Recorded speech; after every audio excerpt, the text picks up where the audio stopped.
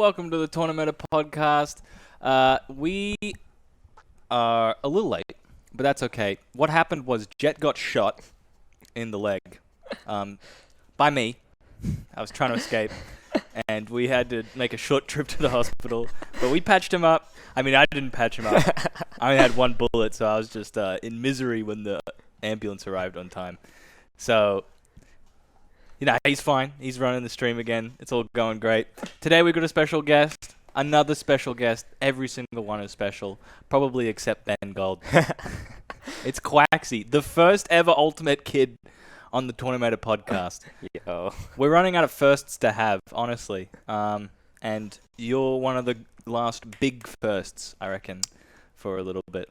How do you feel? Do you feel special? Yeah, I feel special since I'm one of the first Ultimate Kids to be on the podcast. Yeah, I think you're older than me, so yeah, I actually can't say kids anymore. Yeah. But no, I still get to call you that because everyone calls me Smash 4 Boomer, so that's the return. So you guys are kiddies. Yeah, so the reason that we brought you on, or that, we thought that you'd be a good idea, is because, as one of the Ultimate Kids, they sort of like bump up and fall down. They have highs and peaks. But I reckon you're consistently getting up there. And I think you're also the first Ultimate Kid to top 3 to Ranbat. Oh, yeah. I think Jet fact-checked that one as well. So, yeah, you've done quite well. And it was, over the weekend. And we were like, let's grab you on. Oh, yeah. Yeah. That sounds great. I didn't realize that. Holy cow. Yeah. So now we're starting to get to the point where we know facts about all these players. And we're like, oh, he'll be good to have on. But they don't even know it. Yeah, so next time we're going to bring someone on, it's going to be like, oh, yeah, this is the first Smash play with the coronavirus. And they're going to be like, what? Anyway. So how's your week been? Oh, I didn't expect myself to go that far on Saturday because on Friday, if you saw my performance at Evernets, I actually just washed up. I went I saw 1-2 in the bracket. You won Redemption, though, with Young Link, wasn't it? Yeah, so I went 1-2 in the main bracket. Like, played Young Link game 1 against... I versus Marby, played Young Link both games. Yep. Went to Gus. I thought I could play Young Link too, but that was a bad mistake. Oof. And then I went to Ness, and if you watch that, I was so washed up. He just steamrolled me, and hands down, yeah, he deserved that win because I shouldn't have played Ness. I reckon Young Link was a lot better on that day. Yeah. And then I was BD on the loser side. That's tough. And I thought, yeah, my Ness is washed up. I'm going to play Young Link against him. Oh. I lost game 1, and I was like, maybe it's a Ness thing. Maybe I'll try Ness one more time. Beat my Ness too. Yeah. So I had no excuse. I was just washed up that day. You got your ass kicked. Yes, I actually got my ass kicked pretty hard. So I didn't really think that I would do well the next day because I was like, I told everyone, I'll probably just play Ness all games. I won't touch anyone at all because if I touch anyone else, my Ness is probably going to be bad. The only chance you have is if you keep your Ness in like slight knack, where you're just like, he's kind of clean. He's kind of clean. So yeah, I spent the next day all morning just playing with Kenny, Nijima, just playing Ness only. I'm just like, okay, my Ness is getting there. I'm getting the pattern back. I'm getting what Ness does good again. Back on track. Yeah, and then I played doubles, and I just got this good feeling. I was like playing so well with Ness. I'm just like, no, Ness is pretty cool again. Yeah. And then even though I didn't go that far with Kaidash, but I felt I was playing good. Yep. And then went to bracket. I almost lost in my falls. I had Kaidash on round 2, and he almost beat me like all 3 games. Like I was on last stock situation. Yep.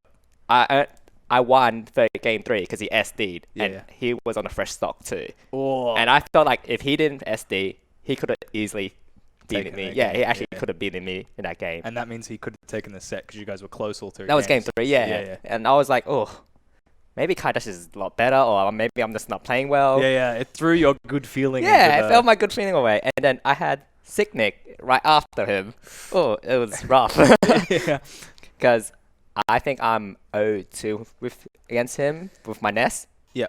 So I was like, okay, I'll go in. But then I went 2-0. Like I was 2-0 against him, and it was best of 5. I was like, Ness feelings. Right. Ness feelings here. Back at it. And then all of a sudden, I made stupid mistakes and stuff. Like and Signic capitalized on it, and we went 2-all. And I was like, oh no. Is this how I'm going down? Reverse 3-0'd? Yep. And then, yeah, game 5 was like, yeah, I played decently well, but at the same time, it was really close. Like, we were both, like, in a situation like last stock, and I couldn't afford, I couldn't make a mistake because I would just die here. And I was lucky enough because he smashed me and got a sour spot. Oof. And I think that's how I lived, and I beat him right after it. And I was lucky that was a sour spot F smash. I'd be crying. I'd be so annoyed if that was me. No offense. I'd be like, this guy fucking got away for free. That F smash lied. Yeah. Yeah, see, like you was a said, sweet spot. I thought it was a sweet spot because I was actually right next to him too. Yeah, like, you were like... Roy's sweet spot is the hilt, and Yeah. I was right next to him. Oh, panicked. Good, I panicked. And yeah, I went to winner side, and I was like, oh, okay, I'm in winner side. Okay, I'm good. Yep. And then I saw my first opponent. It was Ari, my demon bracket, my actual demon bracket. Yep. If anyone has not seen my record, I'm probably like 1-15. 0-15. 1-15. 1-15 now? Yep. So yeah, so I was 0-15. I was 0. And if you see me talk about it, I'm speed running with Ari to 0-20. So That's funny though, because I've seen you take games against him at Friday Night Smashes. It just always seems like you'll like take a game, or maybe even two, but all of the games that he wins are just like destruction. yeah, Or like you'll be like, oh cool, I got the first stock, and you'll be like moving around, and it's just like gone. like he will catch me because of my pull or air dodge or something, Yeah. and he'll go for like a wild smash. I'll be like, this is not the Ari I know, and he kills me. But He'll yeah. be ready for the air dodge as well, like already F smashing, and you're just like, fuck, now I look bad. Like, there was one time when he was just charging an F smash right in front of me, and I think I was just flying down off stage, and I just ran right into the F smash. I was like, he was charging F smash for a while. Why would I run into it? Yeah, but that's one of those things where you're like, maybe he won't. Do we need to be quiet so that we can get the audio reset? All right, we're going to take a quick break so we can reset the audio so we're not popping intermittently, and then we'll be back. And we're back. How's Is it that? a lot better? Pop, Pop, pop. pop, pop. Yeah, it's good now. Okay. Hey. So where we're at to again? Oh yeah, Ari. Yep. So when I went into Ari, I think I lost game 1 to him. Yeah. And I think that was the point where I was like, oh yeah, Ari's doing the Ari thing against me. He's Motherfucker. reading me. He's popping me off. And then I got into the game 2 against him. And then I think that's when I got the Gimp on him. The Gimp. The Gimp, the Nest Gimps, if you guys know what they are. The PK Fire Gimps That's not a Gimp. on Ike. On Ike. And he works on Ike. It's just PK fire and then be like, oh shit, it worked. PK Fire, and it just drops down. And they're just like, oh fuck. At And, what percentage you get that at? Was I that think like he was 30? helping on that stock Oh, too. motherfucker. Yeah. I'm not sure if that was game 2 or not, but I rewatched it, but I can't remember. But Yep. I played a lot better, and I was like spacing myself more. I was like, I slowed down pretty much my Yeah. gameplay. I'm like, oh, I can't do this anymore because Ari's gonna read me. He's gonna play what he does best and read me, beat me, do Yeah. Ike things, of course. And then I took that game. I was like surprised. I took that game off him. I was like, oh, Wait a second. maybe I can do this. I can definitely do this. And then all of a sudden, I end up winning. Like, in reverse, at 3-0 in that next 2 games. So it was a 3-1. So it's 3-1, yeah. And I Damn. was like, oh, I didn't take him to game 5. Because I feel like if I took him to game 5, that was the turning point. Because Yeah. that's when Ari always beats me in game That's 5. when he like puts the ignition on. He resets, he resets himself and be like, this is game 5. I'm not going to lose anymore. I'm going to beat him right here. That's what he does best. But you whiffed it under him. He was ready for it, but you pulled the blanket from under his feet right Yeah. before he could. And, It took the 3-1. and I felt like game 4 was the deciding factor when I took that first stock really early. Yeah. Like, I took it really early, and then the second stock, I took it really early too. And then I was a whole stock lead and everything, and Yep. I was like, this is the moment right here. If I do not do anything here, then I probably am the washed up Ness. Because Jesus. I have seen Ari.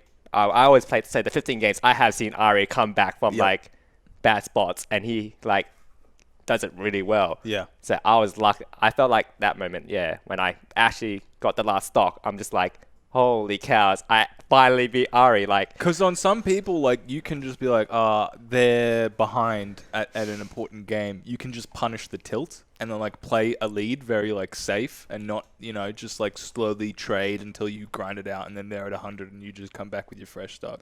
But Ari's not one of those players where if you give him a chance like that where you say, I'll just, like, try and play it even, he'll just, like, snap it from under you. So were you like, I have to, like... I needed to close that stock. You in my gotta second keep stock. the pressure up. I need that second stock to actually close the game. If I don't, he's got to do the Ira thing. Because if you don't know, Ike and Ness, it's Ike's favor.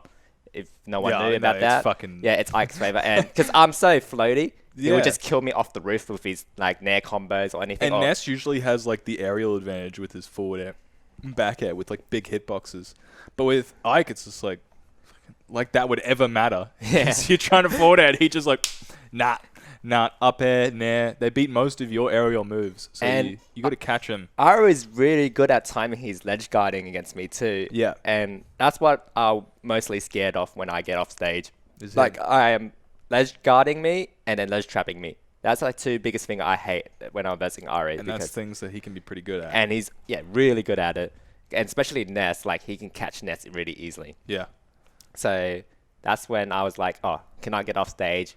I'm fine if I'm in the air, like above the stage, but not off stage at all. Do you feel like you've broken through against him? Like you've like snapped out of your struggles, or do you feel like it's just like not a fluke, but part of?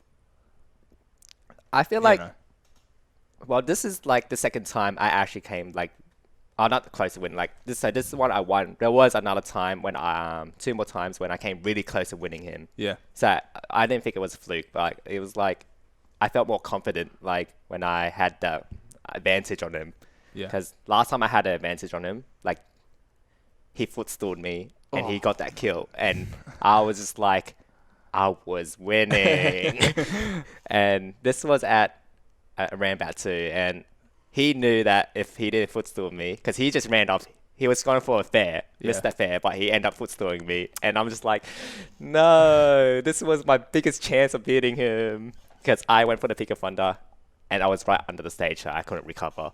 Do you feel like you have to be playing really good to beat him next time, or do you reckon that you could? Definitely. I feel like I still have to still play on point to beat him. Like, if I make a small mistake, Ira's really good at catching it, and then Ike does Ike things. From 0%, you can probably be at 80% the next thing you know. He's just like swinging his pole around.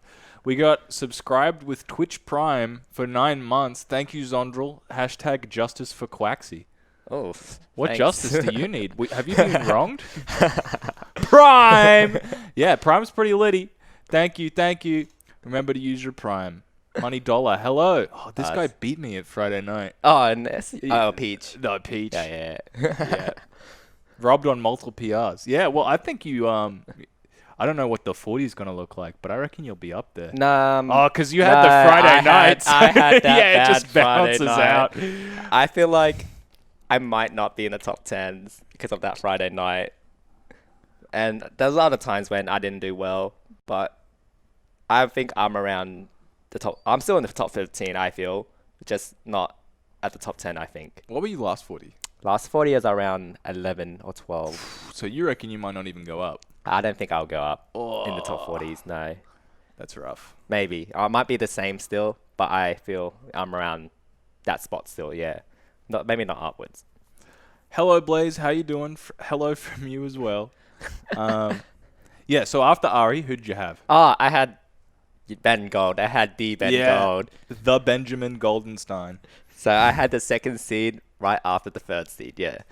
So Ben Gold, I felt more confident versus Ben because I had versus his K-Rule before and we go even. Yeah. So I versus him at AL and I versus his Bowser before. I have beaten him before. So people who don't really know the matchup would look at that and be like, oh, Ben's going to smash him. But I knew the matchup. You at least I knew the matchup because I knew the Bowser matchup and the K-Rule matchup. So I felt a lot better to run into Ben than I was when I was running into Ari. Really? Yes. Wow. So after Ari, you're like my challenge. Well, I mean, he is your bracket demon with like Yes. 0-15 at the time. So when I saw Ben, I was like, this would probably be out all the top 5 PRs on our list. Ben is the one I can deal with, not the others. Yep. The others are like the ones I'll be like, oh, these guys are hard to win. But Ben is hard to win with, but it's like, I can probably do this a lot better, of course. Yep. And then if you watched it, game 1, I played pretty bad, I think. Yeah. Just had to get back into the groove of things. Yeah, so I had to get, because I had a short break and I was like, oh yeah, okay, I'm in.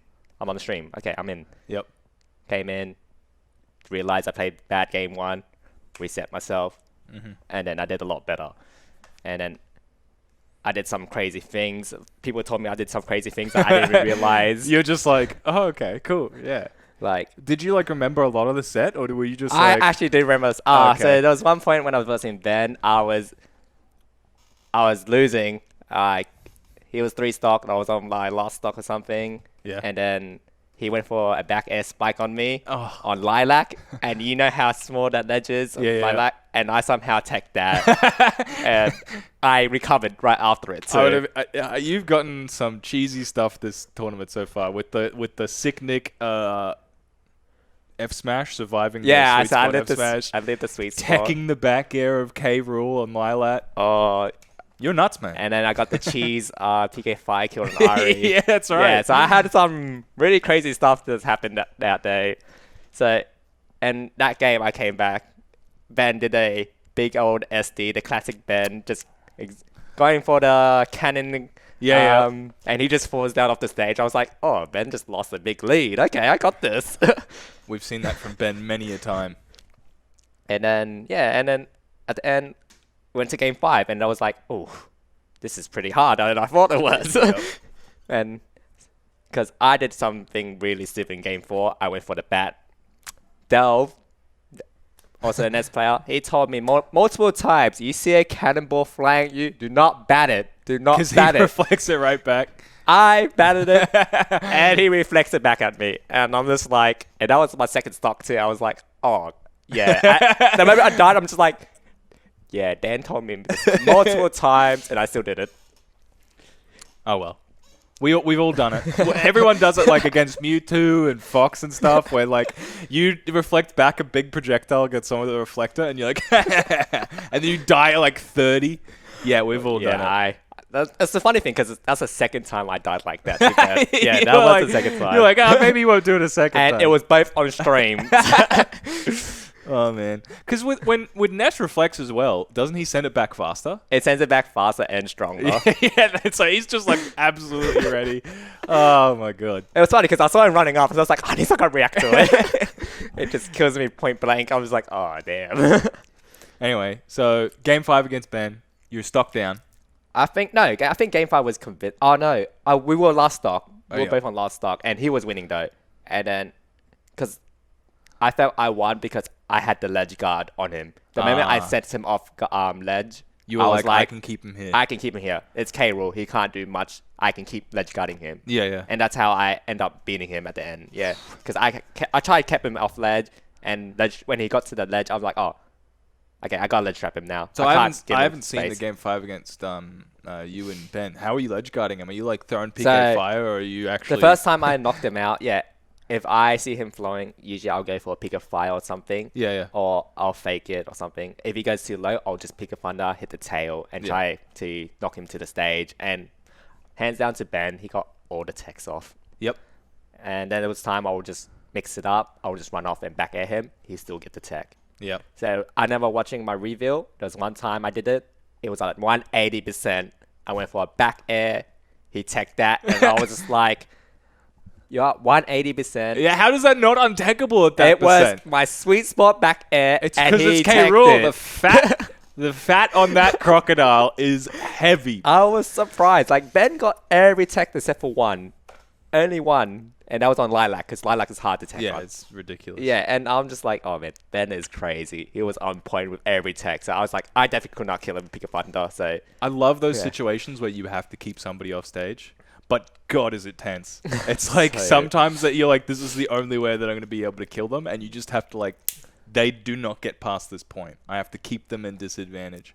And you did it for a whole, like... the whole one stock. Yeah, like, the almost, whole stock. Like, almost the one whole stock. I tried to keep him on stage all the time. And then when he got on the ledge, I had to ledge guard him, ledge trap him. If I don't, I mess it up, and he gets back on free. I'm just like, oh no, he has the advantage now. Yep. He's gonna do something crazy out of nowhere and kill me. Yeah, you're going to be like, think something safe and jump, and then like, as you're jumping, he's just up smashed in your face. Because if everyone watches Ben's game, ends that's up, what he yeah, does. That's what he does. He does something crazy, or he pulls out something, and you're just like, I've never seen that before. how did he do that? Like how? That's almost impossible to be intentional, the way that he does it. But they always are.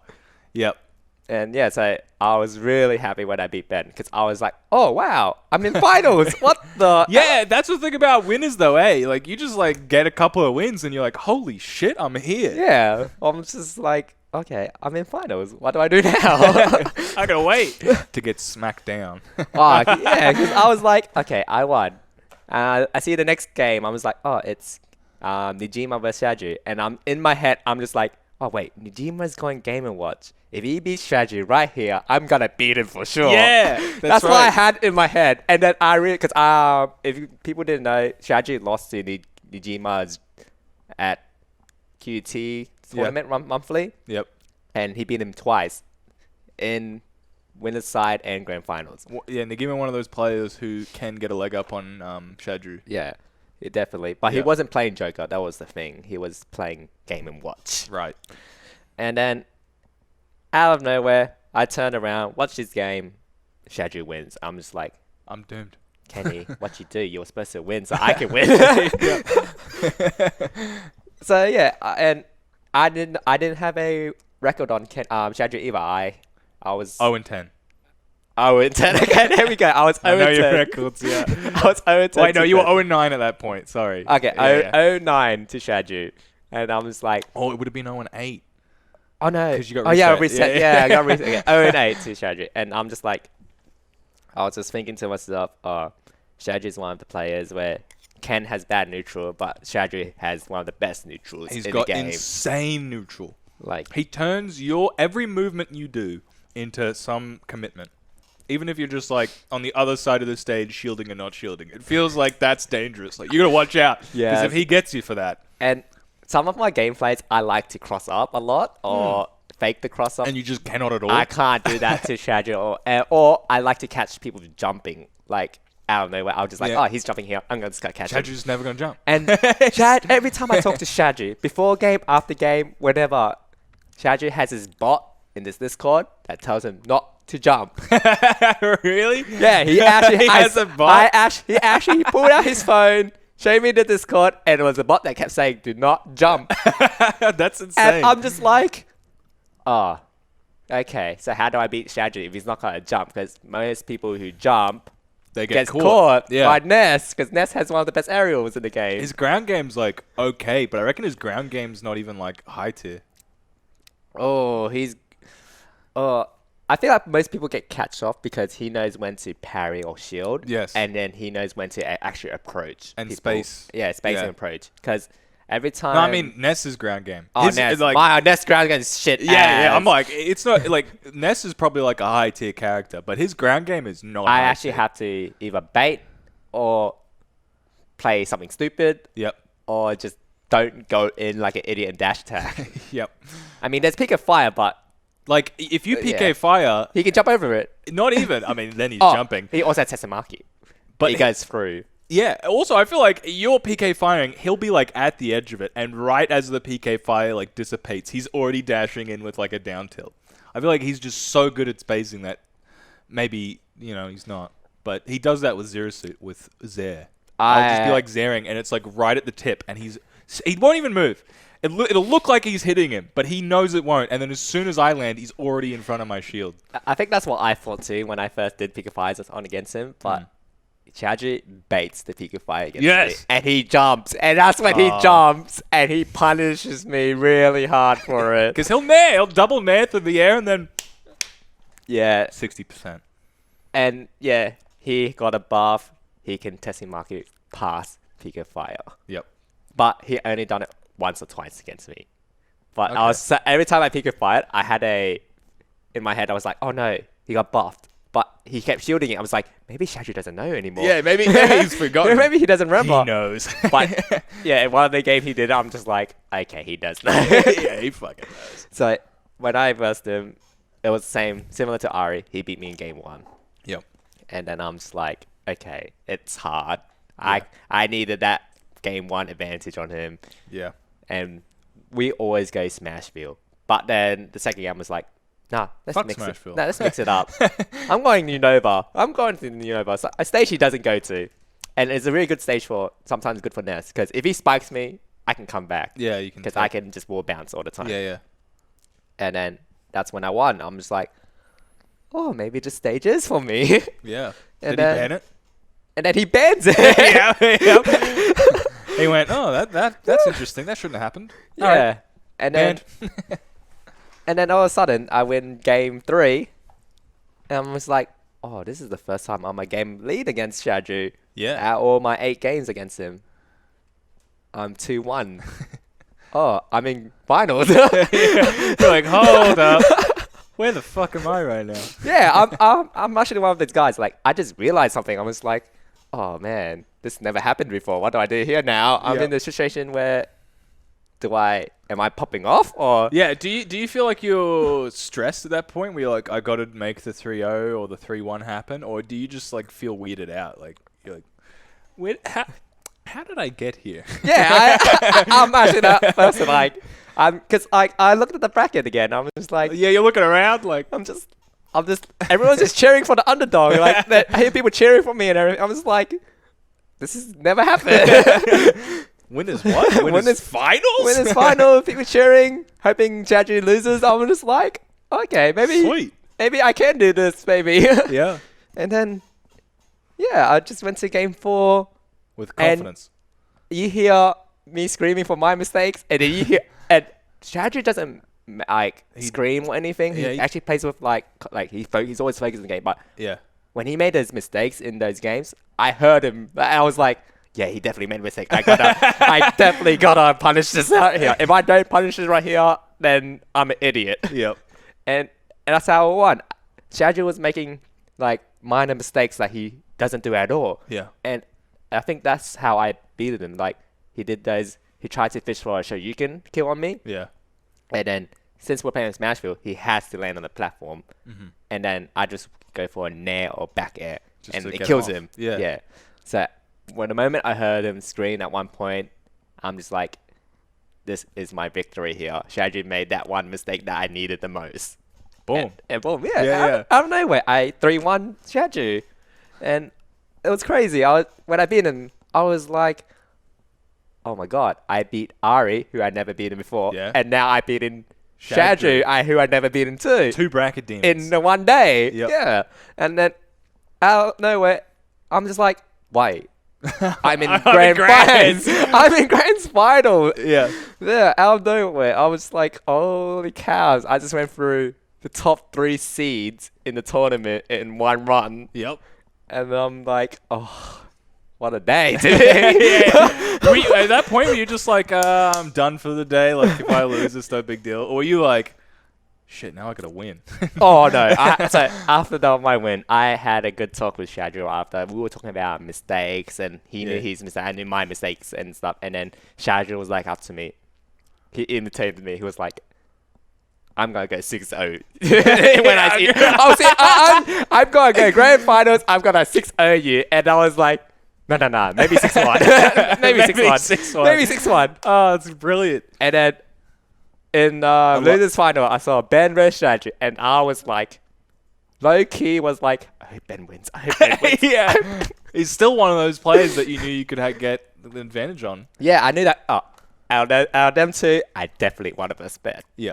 But at the same time, I was like, I knew Shadru's gonna win deep down. you in your heart. You were like, Shadru said he was going to 6-0 me, and he didn't say it like a threat. He announced meant it. He announced it like fact. Like you turn the book and Guinness World Records. Oh, it's already there. Yeah, so that's what happened. Like, Yeah. so he came into game like the first game, and then he beat me. Second game, he beat me, and Yeah. the third game I was like, I need to win one Yeah. game. I told him 6-1. I need him to win one game, and Yeah. then he beats me and gets the reset. I'm just like, fuck. Shaggy told me 6-0. It's gonna happen. Oh man. And I had to talk with other people. I was like, and people were asking, "Oh, are you happy with second place?" I was like, "Nah, I want to win." I had to feel I'm at this point. I was in winner's side. Yeah. And I definitely want to win the first game because I do not want to go reset at all. Yeah. Shaggy comes, reset. I think I won the first game. I'm just like, okay, I'm back. I got a chance. I'm on the board. I'm on that the good board. feeling from earlier today, it's back again. I'm on the board. Oh wait. Oh no, I remember what happened in game 3. Okay, if no one has seen the clip, Shaggy went to kill me off stage, and he spiked me, went down and spiked me yes. again. Yes, if I you guys remember don't that. see it, and I died inside, but outside I was just laughing my head off because I was like, this is not Shaggy. He's memeing on me. Shadru tweeted it out. It's on his Twitter if you want to go look at it. Yeah, the clip is saucy. Yes, I think Shaggy deserved that clip because that's something that He Ness, never does. Yeah, he never does that stuff. But it's a Ness thing. Ness should have been doing it, not Ken. Yeah. And then I was like out that game. We just had a really good laugh out of that match before the reset. I was like, yeah, Shaggy, you deserve that. Yeah, good job. It was spicy, really spicy. And then you took the one game in the Took next. the one game I needed for the momentum, You're like, sweet. and then he 3-0'd me right after. And you came up and you said, it was 6-1. I wish I said that. But Shaggy knew deep down. He was like, I told you. 6-1.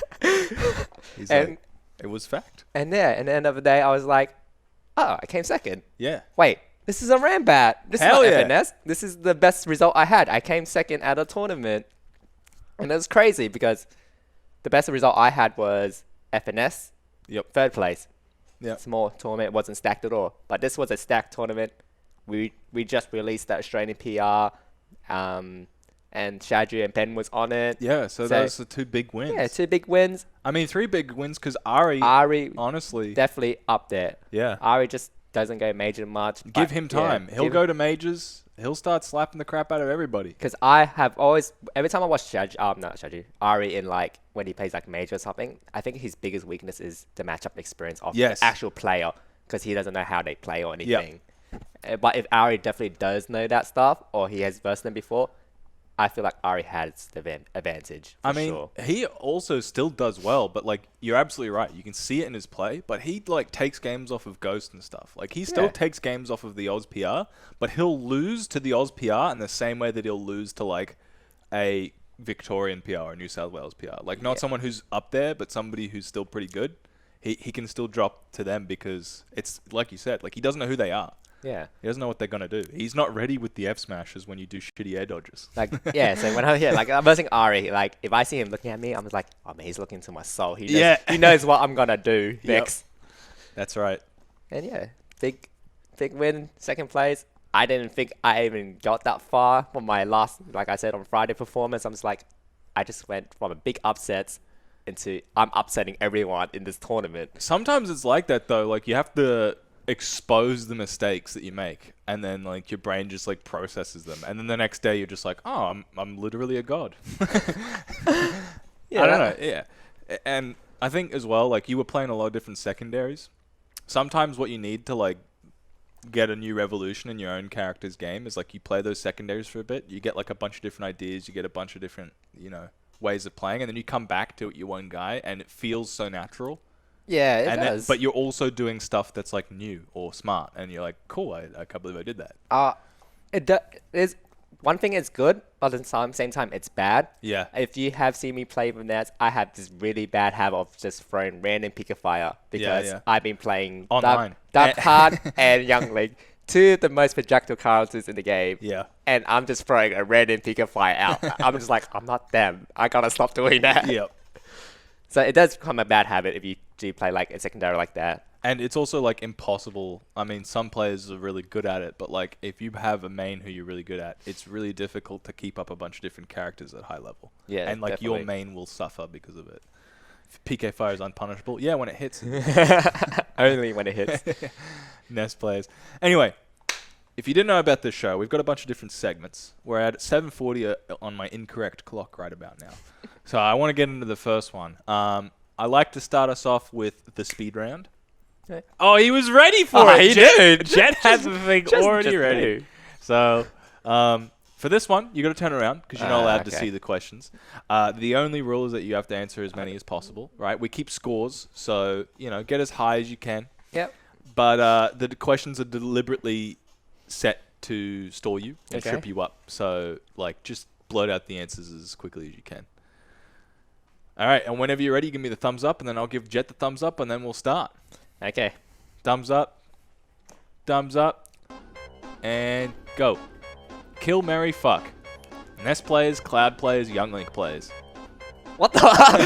I married the Clouds. I'll kill the Nest. Who was my third option? Young again? Link. Yeah, I'll fuck Young Link. Oh, no. PM or rivals? Rivals for sure. What's the better saying? Quaxy's going Kwaksy or quack him up?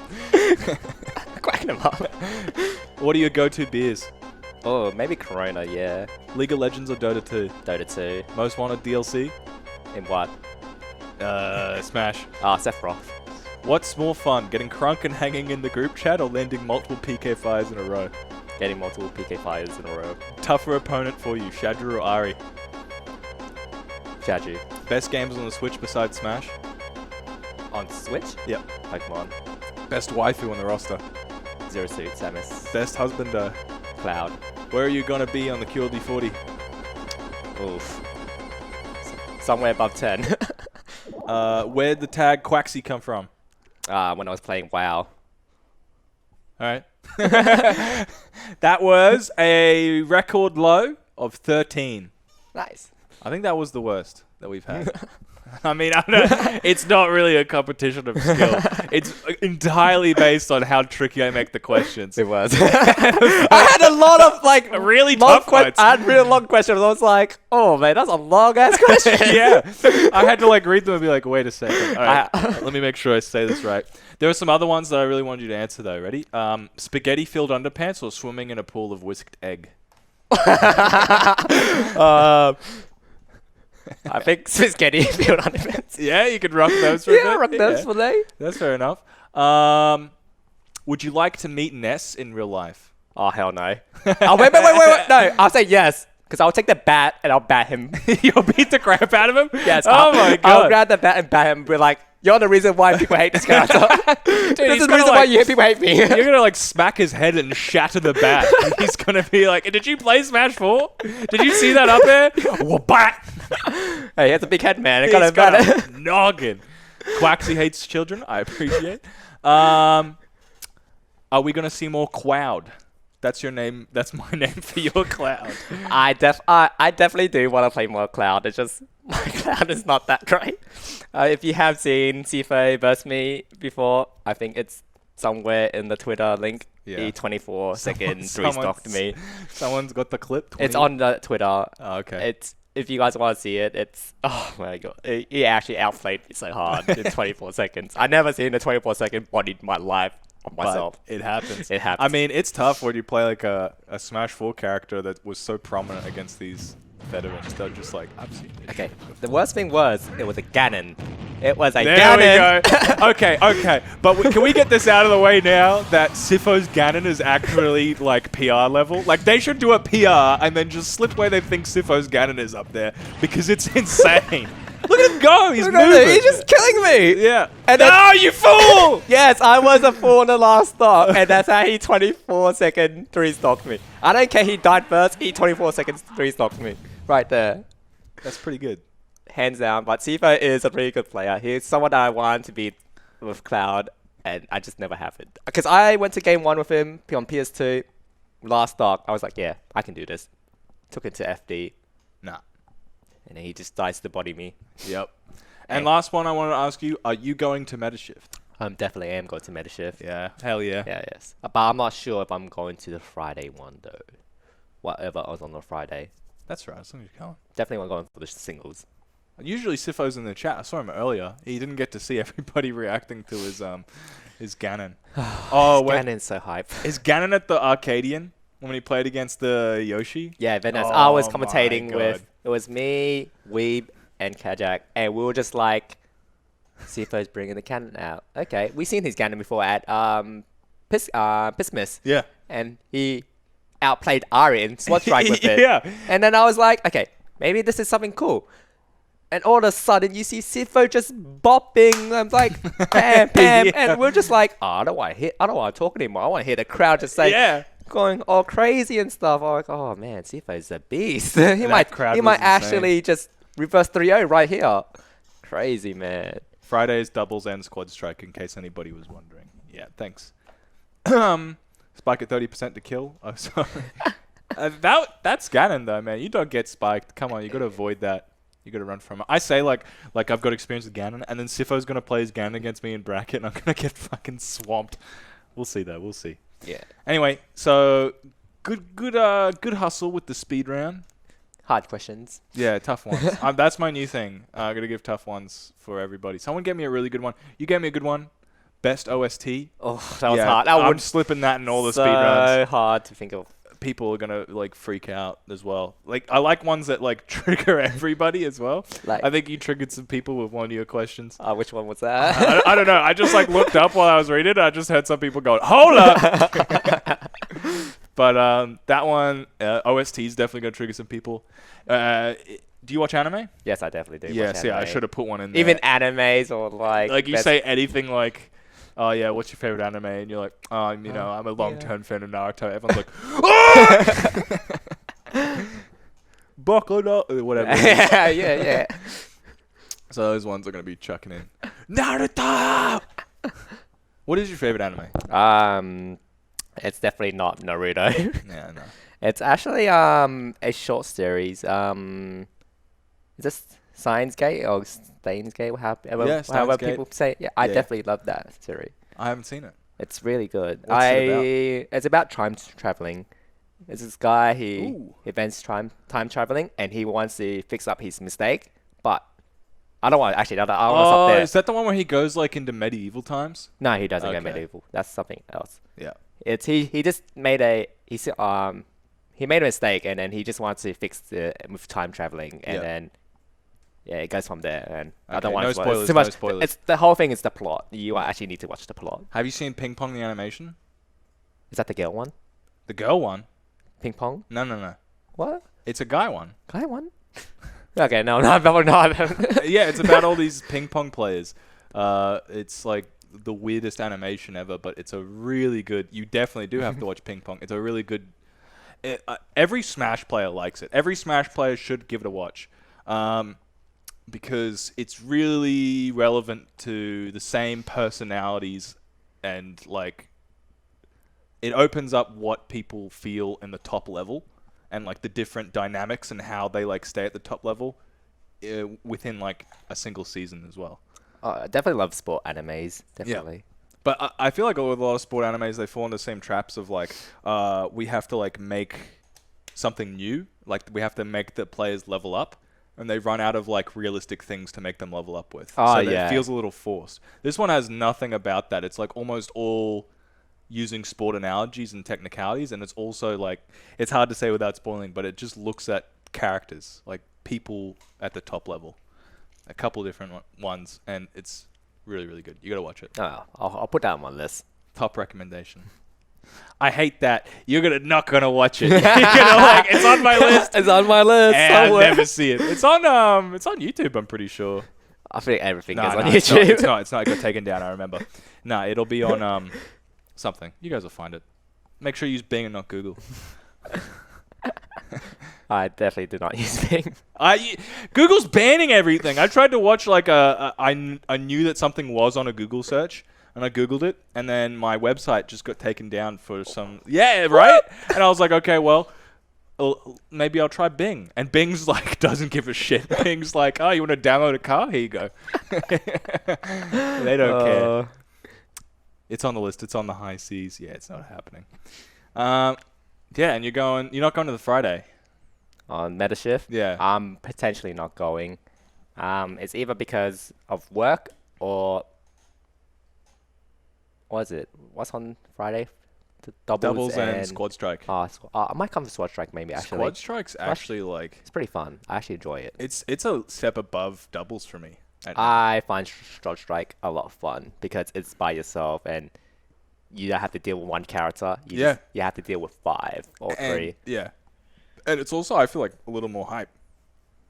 It's definitely hype. I love watching it so much. Because, like, somebody will... It's not as often as you think that somebody's main makes all the plays in the set. Yeah. It's like sometimes it's just like a random secondary that they're not good at. And they're like, oh my god, Kirby is nuts! Like at Christmas when Battle Dolphin's Kirby was like an unattainably powerful entity. It was insane. It was steamrolling everyone. I'm just like... Damn. Yeah, there's it. Sifo and BD at Pisma Squad Strike. Insane. What if I can only play one character?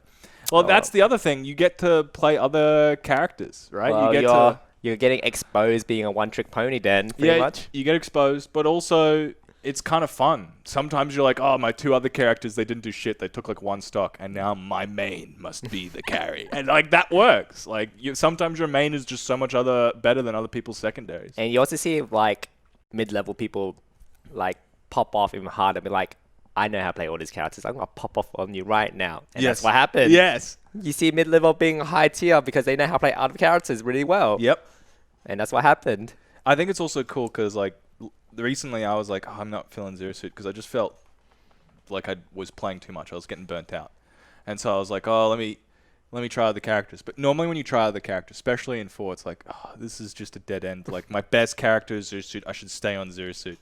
But I was like, I should get some characters for Squad Strike. I should, like, build up my roster. I got to make sure that they're all on point because I want to take some Squad Strike names. I just want to, like, fuck somebody over. But, yeah, that's why I feel like it's really good. I have 5 characters. With up smash, having a stroke, having a stroke. Sifo's Fox reading Ari's missed tech roll in up smash with at Pismas. Yeah. Remember when he was Fox and he did the jab lock and he could have just up smashed after the jab lock. He did not out smash at all. But he said, I actually I'm from the future and I know exactly where you're gonna roll. I'm already there. And just boom up smash. God. I was like, oh, Ari's so dead right here on this jab lock. Yep. Sifo did nothing. I'm just like, what are you doing, Sifo? This was your win. Yeah. And out of nowhere, just text and up smash again. I was like, oh, maybe he's a big brain. He knows. He's huge. He's huge. His brain is popping out of his ears. Anyways, so we're all excited for Meta Shift, which is our next QLD major. Good pop money too. Extra $2,000 on top of that. Hell yeah, that's insane. I'm not gonna get close to it, but maybe I will. Never know. Maybe some of you in chat will. Yeah, no. There's always the roll of the dice though. That's the thing about having you on as well is that mid-level, especially high mid-level, is so tumultuous. Like I wanted to have Spammage on when he was good because he would have been the first. He one. was popping off during that stage, really good. But the way that I viewed the game is historically being in 4, if someone got good, the only way that they stopped being good is if they sort of like lost interest. Oh, yeah. They stopped playing the game if they didn't find the motivation. Otherwise, they would have a very slow time falling down the ranks, right? Because they would be like really hard to beat and people had to figure them out. But people just drop.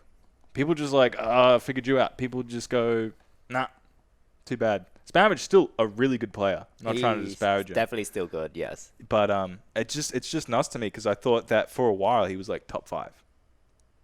Yeah, I could have seen that. Yeah, he was doing big upsets like out of nowhere. He was just like, yeah, bam, you lost to me. Next. Do they lose because they are unmotivated, or are they unmotivated because they start losing? They lose because they're unmotivated. It's tougher than you think being one of the top players. There's a lot of pressure on you to be the best.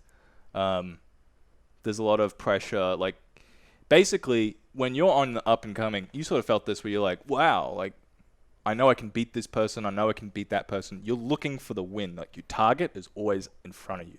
When you're the best or you're close to the best, your target is always below you. Your target is always, I cannot lose to this player because I'm the best. Your achievements, you kind of have to make up for yourself so that you can keep pushing yourself forward. You have to be like, okay, well, I want to go on an undefeated run, or I want to like remain the best for a while. So it's not tough, I would know. Sick Nick. Yeah, you're one of the best, mate. You're the top of the top, the tippy top. But yeah, I feel like it's a little better now though because we have so much more interstate connectivity. Oh, I love playing with the interstate. Like knowing that they're coming to play, you Yeah. get more motivated because you're like, oh, this is different. They might have different play style. And they do. And they're they do, nuts. definitely.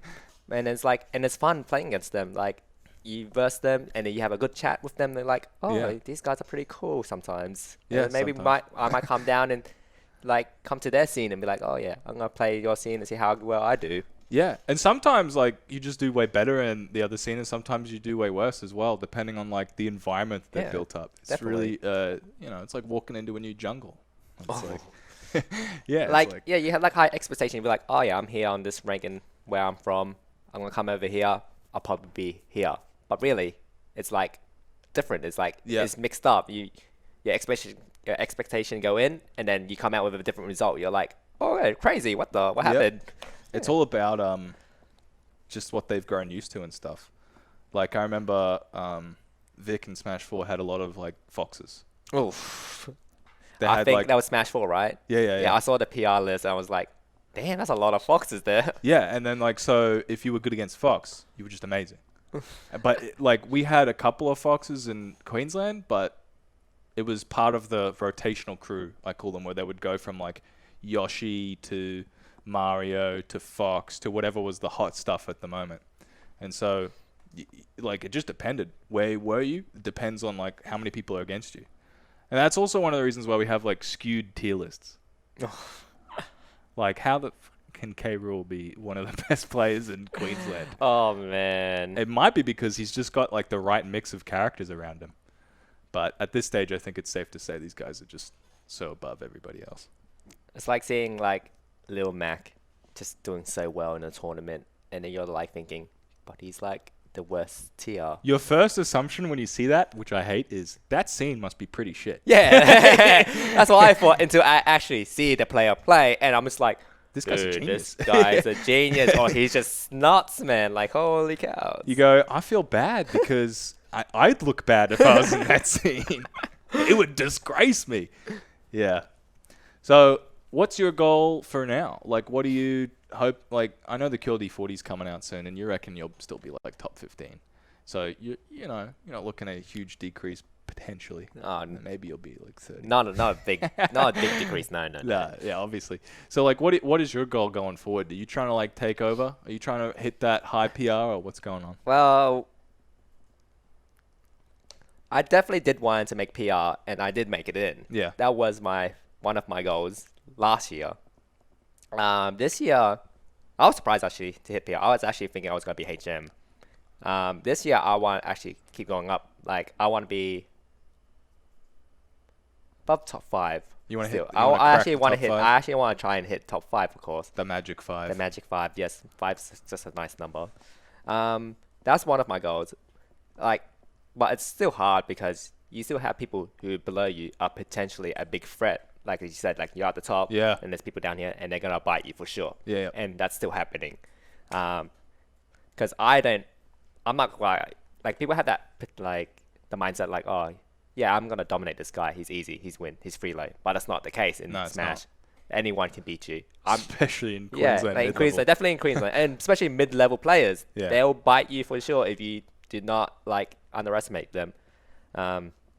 Because I'm not convincingly like just beating them. Like, yeah, I'm Whatever, winning. I have yeah. the stock lead. I'm definitely gonna win this. But I'm always in that spot. Like I'm last stock, or they're putting so much pressure onto me. So my goal is to like, yeah, I want to hit top 5, and still want to see the mid-level like still coming up with Yeah. me, of course. So You want the whole of mid-level yeah, Queensland of course. to Like be in I top still 5. want like everyone go up with me, but it's like so the PR list is like there. The mid level is definitely like on the same spot as the PRs, like Yeah. 5 downwards, because anyone can hit 5 downwards. Like if they play really well and get motivated to hit that spot. I mean, it's tricky. I know that like if you talk to the people who are doing the QLD40, it's like they're surprised by how many people they can't fit in there. Yeah, like Because it's like there should be 60 people in the 40. like They're all good enough. our every time I look at the 40 mark, I'm just seeing, and then I see the HM, I'm just like, that HM player definitely deserved to be in the 40 list. Yeah, like we need like a list of 20 HMs that all need to be in there. It's crazy because like, you know for sure because you versed them before and you're like, this guy gives me a lot of trouble. Why is he not in the top 40s? And then you just look at the histories. I'm like, oh, those are not bad losses. They're just lost like To another mid-level Queensland. Yeah, mid-level just playing nuts out of nowhere, and then they can't close the game or something like that.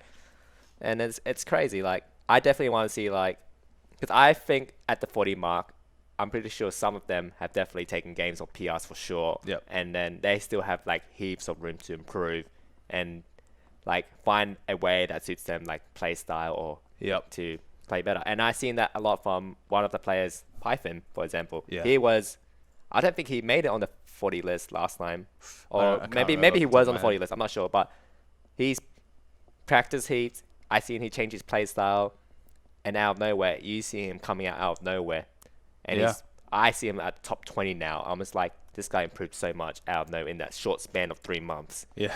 Like it's crazy. That's the same with like Squidfist and like me versus Bear and Chirapon. Oh, Chirapon's always been good, but he just doesn't have the attendance. Yeah. Like you see like all of us just coming up out of nowhere, like because we actually want to do something like play better, get the improvement in. There's heaps. It's scary to see somebody who's like, oh, you know, maybe I'll get onto the 40. But yeah, it's good to see the improvement. Like Gravy Die said, Marby had one of the biggest increase, wasn't it? As a first time, he had like plus 20 or something. It was insane. And I don't think Marby's gotten any worse. No, but I don't know if he'll be on that same position. I feel like maybe he could go down, even though I think he's still really good. I just think that there's so many players here that I can't even like say for certain that somebody's really up there. Obviously, there's people who like break into the PR and you're like, okay, those guys have earned their spot. Yeah, by, you like, definitely just see swathes of mid-level. Like you can see the cut line, like you know who definitely deserves there, and be like will always be up top. You're like, oh yeah, he definitely deserves. You've seen him play all the time. You see him convincingly win, like all the time. But then anyone below that, you'll be like, that's anyone's spot like, now. Yeah, you're like, they deserve to be top 15. But I wouldn't be surprised if they're like top 25. Yeah, like you just don't see it. Like it's crazy. Hasn't attended, but has attended. Yeah, I'm not sure about Marby's attendance records. I think I've only been to like 2 tournaments that he's been to, and one of them he beat me in. You see any like new young players who aren't going to be part of the 40, but you reckon are going to be in there eventually? I've seen a lot of, I don't know about young players, but I've seen a lot of sleeping talents, kinda, like, or people who just entered the scene. There was some of them from Toowoomba. Is it Toowoomba? Yeah. Oh man, I can't remember his game tag now. But he plays Wario. Right. Oh, Hui? Yeah. Yeah. There we go. I think he's a sleeper. If he had to get, sickly Hui.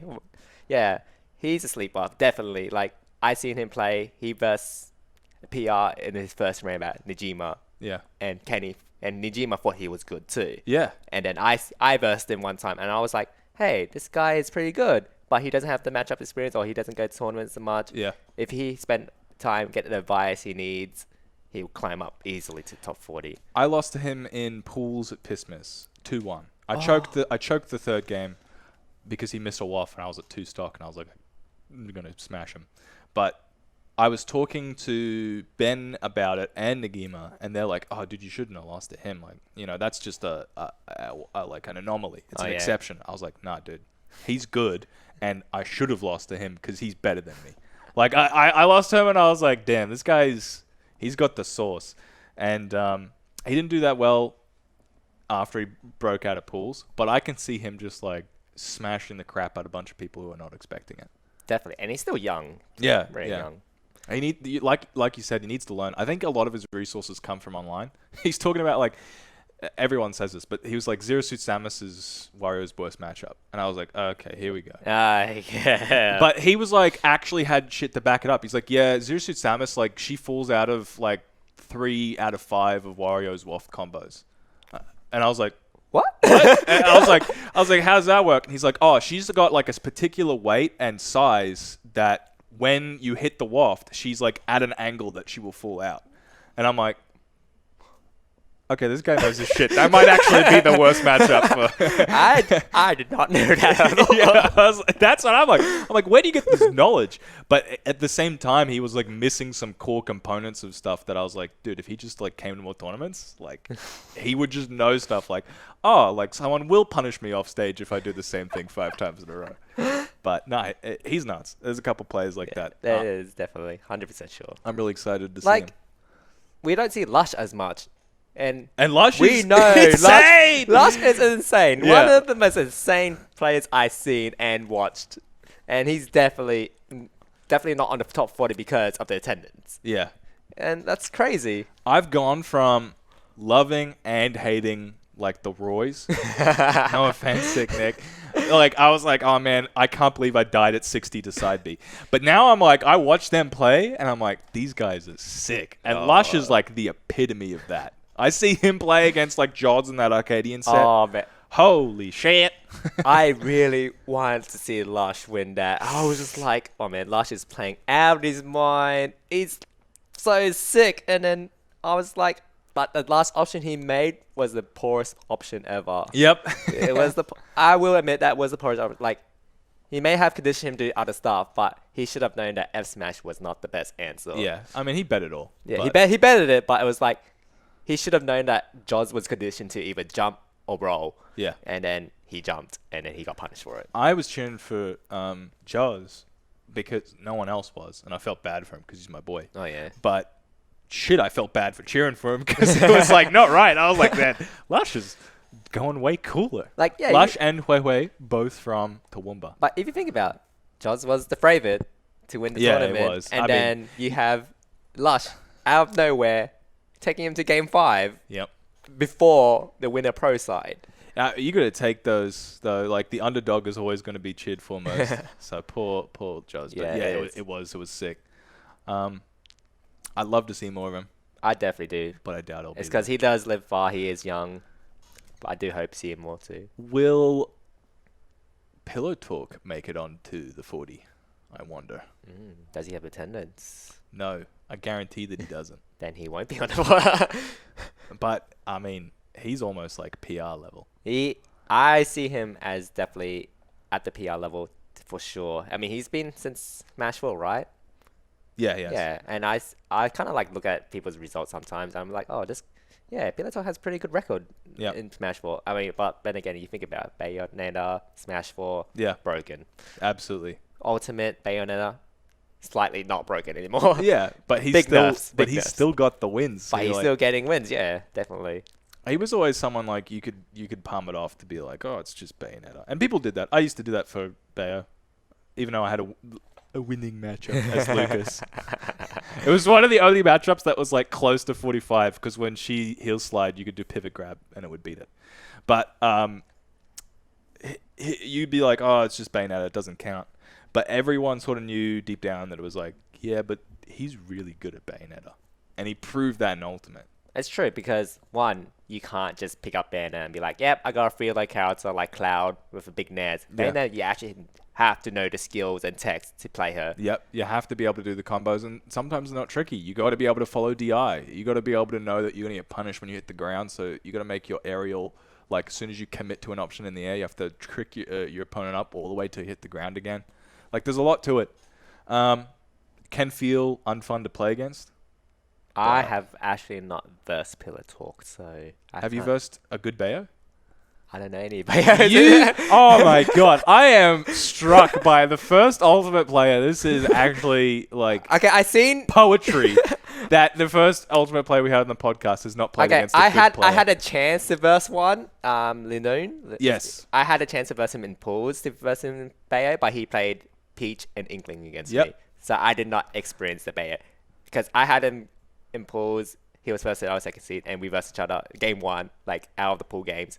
I won, and people said that was an upset, but I was like thinking, oh, he doesn't come to Ultimate more, so he could be like Rossi still or something. And then out of nowhere, the rest of this game, he played Bale and just dominated. Yeah. And I'm just like, what if he played Bale against me? Would I have lost? Would I have lost right here? Like, he's always been one of those people that like doesn't show up for so long, and then you would hear like, oh, we always called them a Trunkle crew because I think Trunkle came first. Oh yeah. And then he played a Friday night, and he did this thing where he would just forward throw you his Ness off stage and then spam the OK taunt. And then when you got close, he would upbeat you. Like, he was such a dickhead. And then, like, it was one of the first times that everybody in the venue started cheering for Jace because Jace just did the same thing back to him. We were like, okay. But yeah, he was, like, always the wild kid that had that personality about him. But, yeah, so, like, we've always called them the Trunkle crew because of that. But they would have, like, no practice, as far as we knew. And then they would just rock up. Goodbye, everybody. Everybody they'd have a good chance against. Okay. But yeah, that Lanoon took off towards the end, though, because Bayonetta came out, and he was just, like, really skilled with Bayonetta. But, like, every time I hear that they're coming to a tournament, I'm like, oh, they're really good. So you probably, like, beat this guy, and like, I don't know, Peach and Inkling were okay. Like, why is that an upset? Who are these guys? Maybe he's quit. I don't know. But nah, dude, they're always packing. They're always really good. But I definitely heard from them, like, when I went to the tournament, like, from the first tournament, I saw their name. I was like, oh, this guy's good. Like, I seen his name up there. Yeah. And then people told me, yeah, they're good. Like, but then they come to tournaments so much. I was like, okay. And the second time, the time I actually versed them, and I see him, I was like, oh, I see why. Like, Yep. And then I hear stories about, oh, yeah, he doesn't like playing Ultimate, but Trunkle does, but he comes and Yeah. And I was like, but he's pretty good. Like, he has the skill still. He's if he really practiced, he's definitely up there for sure. Yep. Those guys as well would be on the 40 if they attended more. I don't even think they're... Oh, he's definitely in the top. I definitely see both of them top 40, definitely, easily. I don't know if they're actually in Queensland anymore. They were... I heard they live really far. Yeah, they're basically like, New South really Wales. Far. But we've always claimed them as Queensland because Queensland was closest. So when they went interstate and they did well against like the Oz PR, we'd be like, yeah, go Queensland. But didn't Lennon come Oz PR? Yeah, he did. Oh, it's crazy. Yeah. Definitely crazy. Yeah. But that was Smash 4, so yeah, it's a lot different. Yeah. Smash 4, Ultimate, yeah. We can't take it away from him. He still did really well. That's why I said I can't claim it because that was Smash 4 times. This is Ultimate time. It's a lot different. Yeah. Weren't they always Northern New South Wales? Yeah, I think they were, but we were the closest tournament for them, so they always came. I think... So that would be like Pillar Talk then. Pillar Talk would be Queensland, technically. Yeah. They also had more of the crew, and they're all really good. They have an older brother who moved to Vic, I think, or maybe it was New South Wales. I'm pretty sure it was Vic, though. And they had a friend who played Pikachu, who I have no idea what his tag is, but he showed up to a big tournament once. I didn't know who he was, and he smashed the crap out of me.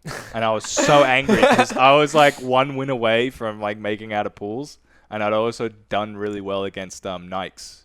Nikes? Oh, yeah. I didn't beat him, but I was like playing well, and I was like, hell yeah. Yeah, they're bros in New South Wales, I think. Ilex, yeah, that's it. So, yeah, Trojans in New South Wales. Trojan? Yeah. I seen that name. Definitely. Yeah. I seen his name. So they have like a strong bloodline of like good Smash players somehow. But yeah, they're all really sick. I wish we could like that's the thing. I feel like I don't even know them that well because it's hard to interact with them when they're not around as much. Oh yeah, that's true. I wish I could more. Anyway, this is a show with segments. Okay. And we're going to move on to the next one, which is going to be Can Jet? Yeah! I didn't even say it! But Jet for Cannon's Advocate, that is 100% what I wanted to do. Okay. He's a genius.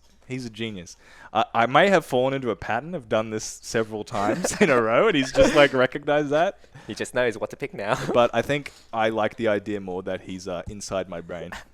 It's reading you. So if you don't know, Gannon's Advocate is I give you a topic, and you have to argue for it.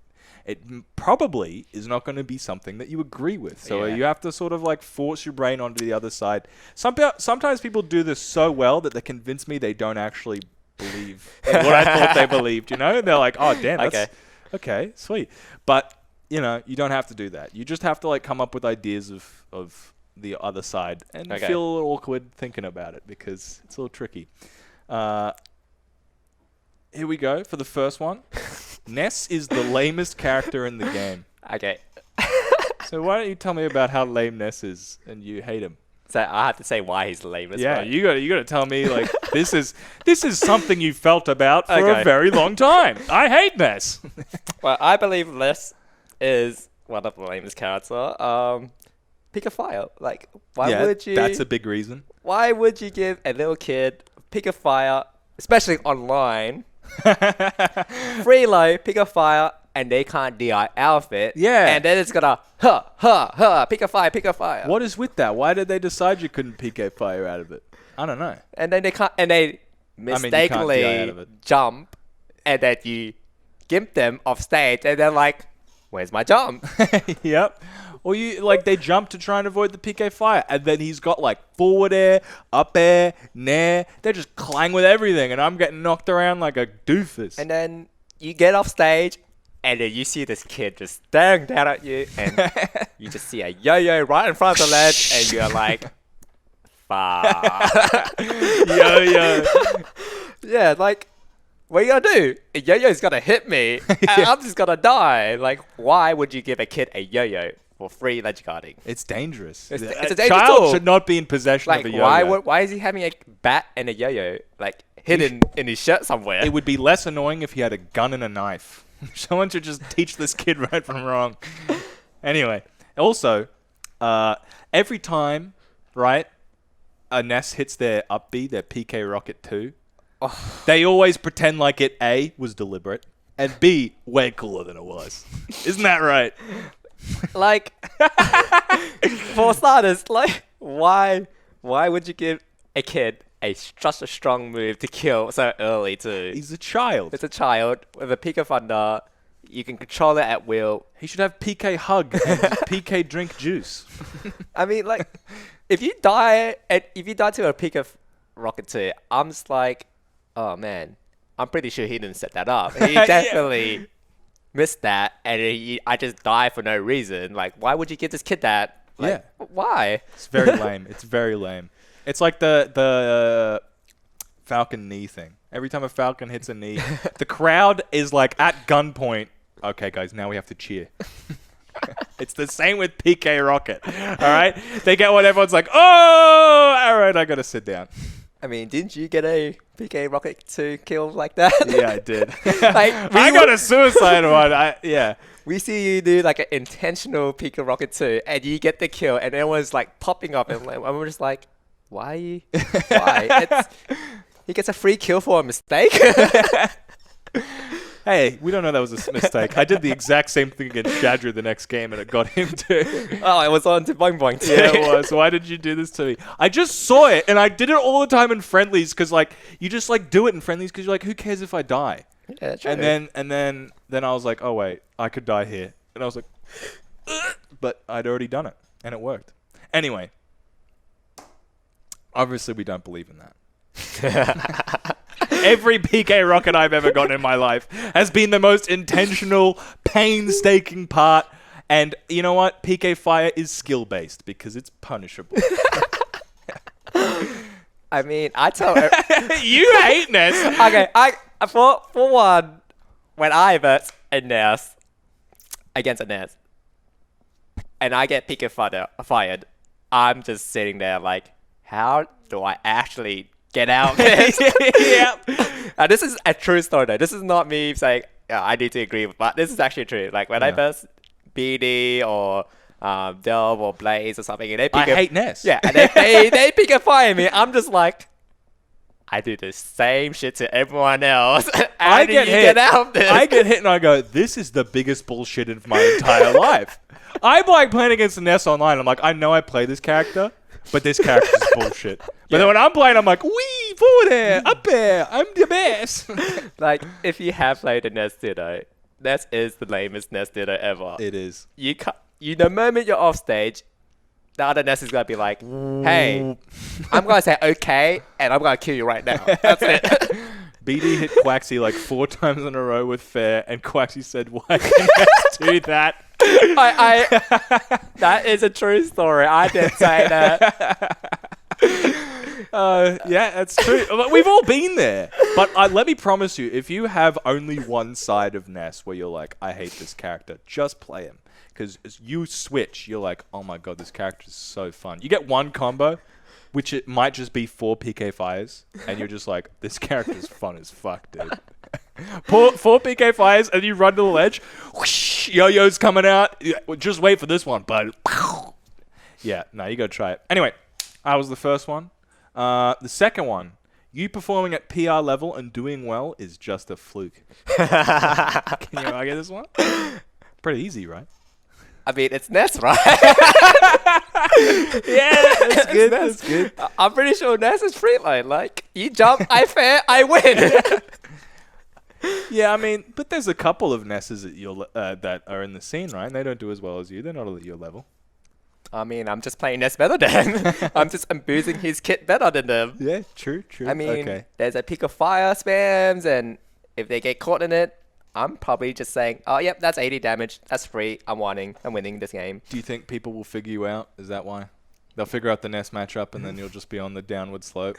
I think the hardest thing is, like, every Ness has a different play style. Yeah, it is. But your playstyle is obviously just a fluke, right? Yeah, I'm pretty sure my playstyle is the reason why I'm winning this game. I mean, you see those Ness who spams a lot. You see the Ness who heavy magnets. Yeah. Ness who do whatever. Probably my Ness style is probably the reason why I'm fluking and winning. What's your favorite Ness combo? Is it the magnet into down air? I'm actually going to say no to that. Ooh. I like that combo, but it's not my favorite. The favorite combo I actually seen, or I haven't done, but seen, is the peak of fire into down air on stage to a footstool to jab reset into a kill. Whoa! That's one of the best combos I've seen. I've seen it from pro level players like Atata and all those. I haven't seen that, but that sounds pretty crazy. Fucking juicy. It's like they get the jab reset into a jab reset into a kill. And with the footstool, they have to use magnet, right? No. They just do jump footstool, air dodge back down, and get the that's jab. Right. Directional air dodges now. It's one of the craziest combos I've seen on NES. I tried to do it. I'm just like, I don't know how these people do it, man. It's so crazy. This guy's insane. Yeah, there's a couple of things that you got to practice. It's only ever the top players that can do those combos that you absolutely need to practice. I probably can do it on CPU though. Yeah, like I've got like a 3 out of 10 record. I could do it. Yeah, no, those stuff are pretty sick. But yeah, if you ever do that, I'll come and give you a big high five. But I'd definitely say, if you guys want to be PR, just play NES. It's a free win. I'm telling you now. Yeah, just try it out. I mean, BD picked up NES as Jiggly. He was playing Jigglypuff, picked up NES, where he's been winning. I think the It's a lesson NES there thing. is don't fucking play Jigglypuff. But yeah, no, I think people should pick up NES because not only do you like get free wins, but if you don't get free wins, you might learn a little bit of respect for your fellow NES mains who are struggling in the bracket just like you. Who knows?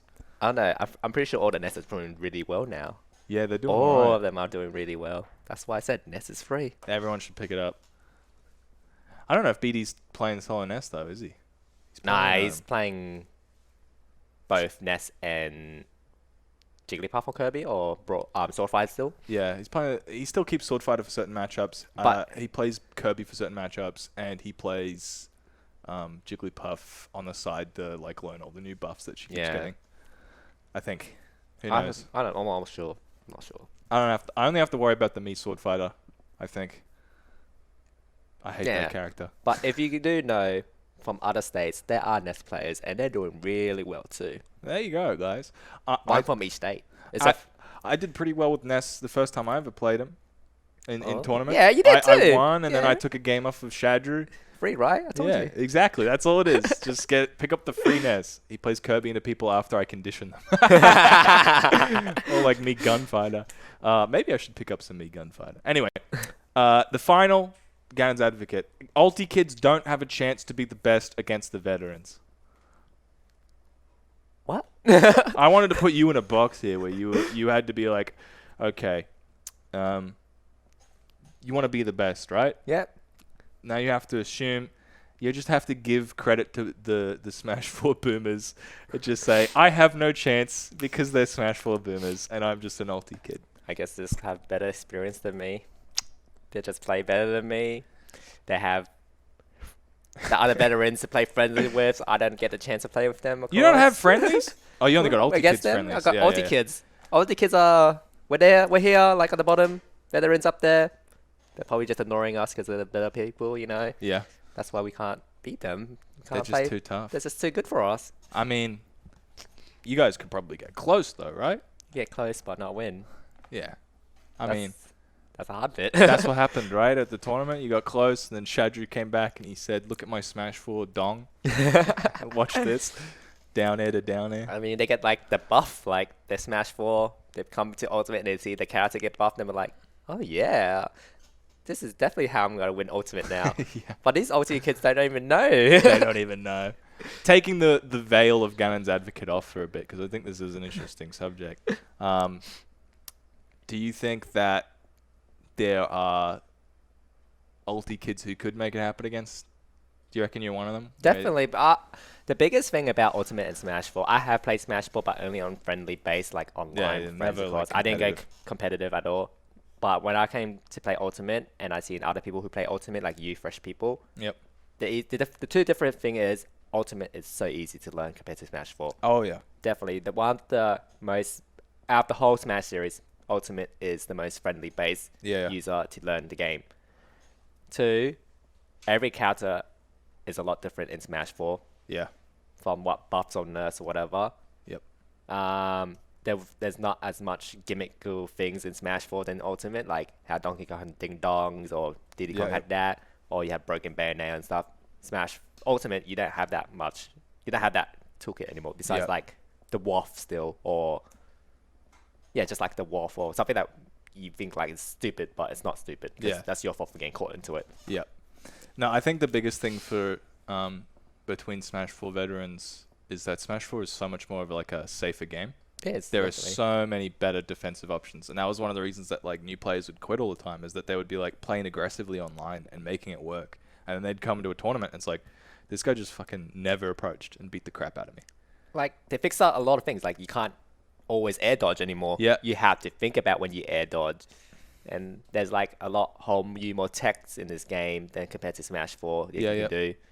So, Better movement, better movement. better aggressive options. But that's the thing you got to remember about the top players, is not only were they good at playing defensively when they needed to, because that was the meta, but they also got really good at playing against other people who played defensively. True, that is true. So they have a lot of experience in just like understanding styles and breaking that down. And, you know, the game's fairer now. They, like people are saying, there's no ZSS ladder at 20 to kill you off Yeah, the you top. can't kill instant people for no reason. No ding dong. No, like, if I played Lucas, I'd get someone in 3 combos. That was it. It took me three grabs. First grab got you to 30. Second grab got you to like 80. Third grab might kill. That was Yeah. it. Like the big thing right here, Ness Ultimate is easy to learn, yeah. But if you play Oh. Smash 4 Ness, down throw fair was true. Yeah. It was a true combo. Now it's not. You can actually DI out of it. Ness got harder. Ness Ness was a is lot actually easier. a lot harder now, so people can't really complain about Ness from Smash 4. And Yeah. he also had a headbutt, not a twirly. Yeah, up that air. people fell out of all the Yeah. time. Like you can SDI out of a lot of things in Ultimate now, and it's a lot easier because the graphics better. Ness and everything. was the goon character at the start, where you like pick him up and go, this character's great, and eventually you realize that people just figured him out, but you could still crush so many noobs with it. You'd be like, my Ness is amazing. There are very few top level Ness players that could make it work, and they only made it work against people who would just punish the shit out of them. Oh, the biggest thing is there's also U-Tex and every castle. Like Ness had the magnet combos coming out of nowhere in Ultimate, Yes. like extending. Like they were like Which make the character so much cooler. better. Yeah, like that's so cool. And then you had like Diddy Kong with the nurse with only one banana now, so you have to play differently Yep. now. And then people found out you can do affinity loop on Yeah, the yeah. ledge platforms. Which is still fucking busted. Yeah, and that's the same with like Get Ninja and Joker and stuff, like up air drag Yep. downs and everything. So like there's a whole new like tech in this game that Smash 4 people didn't know, and then they come to Ultimate, then they have to put that into their style. Yeah. Where Ultimate kids are like, it's everything's you, so they don't care about anything old. Yeah. And they'll be like, hey, this is cool, I learned this new stuff, and I'm going to apply it now because it's fresh new memory, and I don't have to have any old muscle memory about Smash 4 stuff and stuff. If I were to give hope to Ultimate kids, I would explain it like this, is that there's a lot, like a wealth of experience that the Smash 4 players lean on, where they Yeah. have like an ability to do this or an ability to do that. But a lot of their stuff is just like experiences that they've built up. But the game teaches new players in a way that naturally encourages a smarter and a better playstyle. A playstyle that's more adaptive, a playstyle that's more about like reads than it is about like just reacting to people's mistakes. Yeah. So I feel like if you're an ulti player coming in, you can climb at a rate that is so much faster than what the Smash 4 players climbed at. So you can catch up. You absolutely can. But respect where respect's due. Like the top 3, 4 players have been non-stop. But if you also think about, like, the Smash 4 didn't, like, transfer their own character over to Ultimate. They actually swapped to something new. Yeah, most of them did, but it's still like the fundamentals. And the biggest thing I think is like they're able to understand and the neutral at a much better level. That's always the thing that people have really big struggles with at the start, is that they don't really understand the neutral, but they're insane with it. That's why like Ben can make King K. Rool neutral just work. Yeah, it's just like like 100%. That's from experience from Smash 4. Yeah, yeah, that's definitely it. 100%. So you guys can catch up though, no problem. Also, like, the scene's a lot better. Like, from what I heard from back then and now, like, the community is actually a lot better. There are actually people willing to help people to play better too now. I mean, Queensland's probably almost always been the best. You might know this, might know this, might not. But like, especially when I came in, you could talk to the top players and play friendlies against them. They weren't going to be like, here's the secrets to my character, which some people still do today, and that's surprising because they want everyone to improve. But if you would go to the other scenes in Australia, they weren't as friendly. You might not be able to get friendlies in with the top level players. Especially like that's still a thing in like the US. Like you can talk to some of like Ben and people who've traveled there. Like people will be rude to you. They won't necessarily want to play friendlies with you if they don't respect you enough. And like, yeah, our scene's super like privileged to be able to have that experience for a lot of us. Yeah, that's actually true, because the first time I came to the tournament, I was like, oh yeah, everyone's like there. But then I see top players, and then I would just say hi to people, and I'm like, oh, maybe these guys are cool, or like they're not like those freaking players are like, oh, I don't have time for you, I'm kid. A top dog. I don't have time for you newbies. I don't have time to sign autographs right now. Yeah, it's like everyone's just really friendly to each other, and just like, oh, you want to play friendly? They're like, oh yeah, sure, come play. Teach me, Gravy Dice. Yeah. Play against me now. Well, we already played. We already played, but we'll play again. We'll do it again. Come hit me up next tournament I'm at. Good luck ever seeing me, because I never come to tournaments. But I might try and make the next 40. Who knows? And then one of those tournaments, just snap it up. So that's the end of Ganon's Advocate. There's some tricky ones. I really felt awkward for making you argue the second two, because they were like kind of personal. I was like, oh yeah. I was like, I mean, I'm trying to make him say like he's shit. Cap is a full-time squad strike, a fantasy strike player. No, only if it is not $40 will I get fantasy strike and play the shit out of it. It was on sale. Was it? Yeah, there was a time when it was on sale for $20. Kai Dash told me to buy it, but I was stingy. Kai Dash, you should have hit me up, dude. I would have leapt at that. Anyway. Yeah, so, I was like, basically, tell us your shit. And I love how the first thing you said was, nested. Yeah, how about that? It's frequently on sale for like $28. Has the new Valerie skin from beta been released yet? Is Valerie the one who can fly? No, she's the one with the broom with the big tits. I do like her. Do like big tits. Anyway, so it's about halfway. I'm going to let us all go on a break so we can get drinks and food. It's 8:30 if you haven't had dinner yet. You absolutely must, dude. Like, look after yourself. I've got not even a half cup of noodles here that I want to just dig into.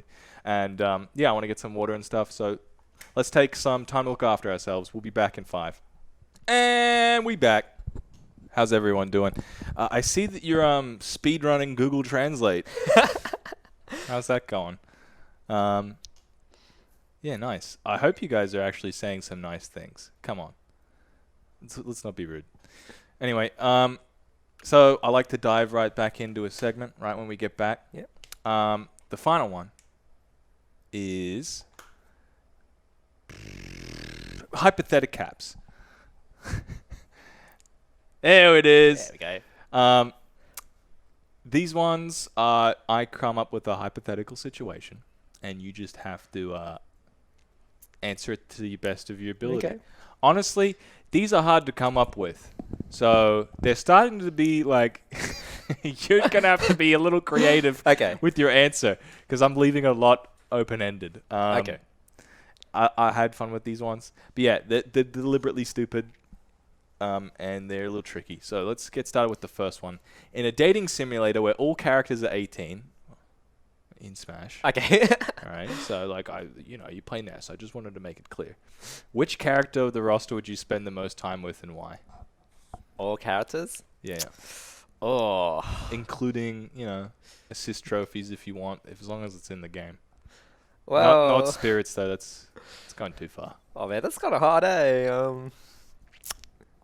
I'm guessing, am I a guy or a girl? You gotta give me that too. It's a dating simulator. Yeah. You can make that up at the start. You can call yourself a girl and then call yourself Bingo Bongo. Yeah, but sometimes, and then go flirt with. Some games are just a guy base or girl base. No, it's you choose. Okay, I choose. Okay. Yeah. Okay, I'll give you two answers. So I'm a guy and a girl. Okay. Okay. What? If I was a guy, okay, if I was a guy, if I was a I girl. thought you meant both at the same time. Yeah. Okay, if I was a guy, I think on the roster I would have Zero Suit because she Yeah. was my waifu. She's hot. Yeah, she is. So I can't say Samus because she's the same. She's the same. She's person. not around. She's also an android and not around very much. She's a busy woman. Yeah, I she's think. a really busy woman. So that'd be Just tough. slaying aliens and stuff for Yeah, me. yeah. So I have back Zero covered Suit. in goop. Oh, great. Actually, I need to look at. I need to look at this. Let's No, hold on. Let me look He's at this. getting the roster up, everybody. I need the roster up. What did we all get for snacks and drinks, guys? Hopefully somebody got something good. I've got cold noodles that are spicy. It's like the worst thing. Okay, here's the roster. I don't have a money. You give money to me. No. Okay, I will have Zero Suit in it. Yep. Snickers, almonds. Almonds are top tier, dude. Tea. Yeah, nice. I got Coke. I would have Rosalina and Luma. It has to be both of them together, not just Yeah, one. that's the It has to tricky be- part it has to be both. about dating Rosalina and Luma is that like you have to have both. You have to have both. You gotta spice it up with both of them. Are you bringing Luma into the bedroom as like a pillow or a Oh, she could do it. They could do anything. I'll leave it to your imagination. I'll leave it to your imagination, people. 18-year-old Luma. 18-year-old Luma. So that's two characters so far. I would also have Sheik and slash Zelda because Okay. they both can transform back together when they're in melee, right? But you know that secret. Would you pretend like you don't? I'll Like, pretend I didn't know. Zelda's like, I gotta get changed. I'll be right back. Yeah, so potentially there'll be two different characters in the game. Yep. And then I'll have one last one would be I'll actually have another male. So I'll be like half kind of like trans. Oh, not trans, bi. I'll be bi in this dating cinema. Okay. And I think I'll have like either Ike or Shulk in it. Because they're just too hot. Yeah, they're pretty good looking. Well, that's the reason why I become bi in this game and dating simulator. I feel like the most common best husbando on the roster has been Ike. I mean, look at him. He has He's he has such a Chad. He has a young version and the old version, and he's a Chad. Yeah. Like, come on. What beats that? Chad's a I pretty mean, top if you tier. look at, you compare him to Marth and Ike, you can clearly see that Ike is the better one. Yeah. He has a bigger sword. He's a better looking guy. He's got the biggest sword. Yeah. And Shulk's got the biggest sword on the roster too. He's got a massive He one. has a massive one. But, you know, That's one reason why he's on the roster and why I become bi in this dating simulator. he's not looking so good in the Switch though. Have you seen him on his windscreen? Yeah. He kind of looks a little like... ugh. Yeah, Yeah. it'll be those characters right there. That's pretty fair enough. I mean, look, you have Zero Suit coming Summers, Yeah. and then you have Sheik and Zelda, and so you don't know that one person. Yeah, yeah. And then Oh, you're pretending like you yeah, don't they're know. pretending that I don't know that one Yeah, person. it's like you're dating Superman and he's like, oh, I gotta go. My cat has just commit suicide. And you're just like, okay. Yeah. Go save the world. And then I have Rosalina and Luma. You get 2-in-1 package right there. Yeah. I 18, really... 18 plus Luma. Yeah. I can see where you're coming from, but I can see a lot of people not keen on the 2-for-1. I mean, I could have said ice climbers, but it's like I already have a bi one in there, so I can't have ice climbers anymore. yeah. Well, you could just make the guy one watch. Okay. But what if I fell for the guy and the girl is watching?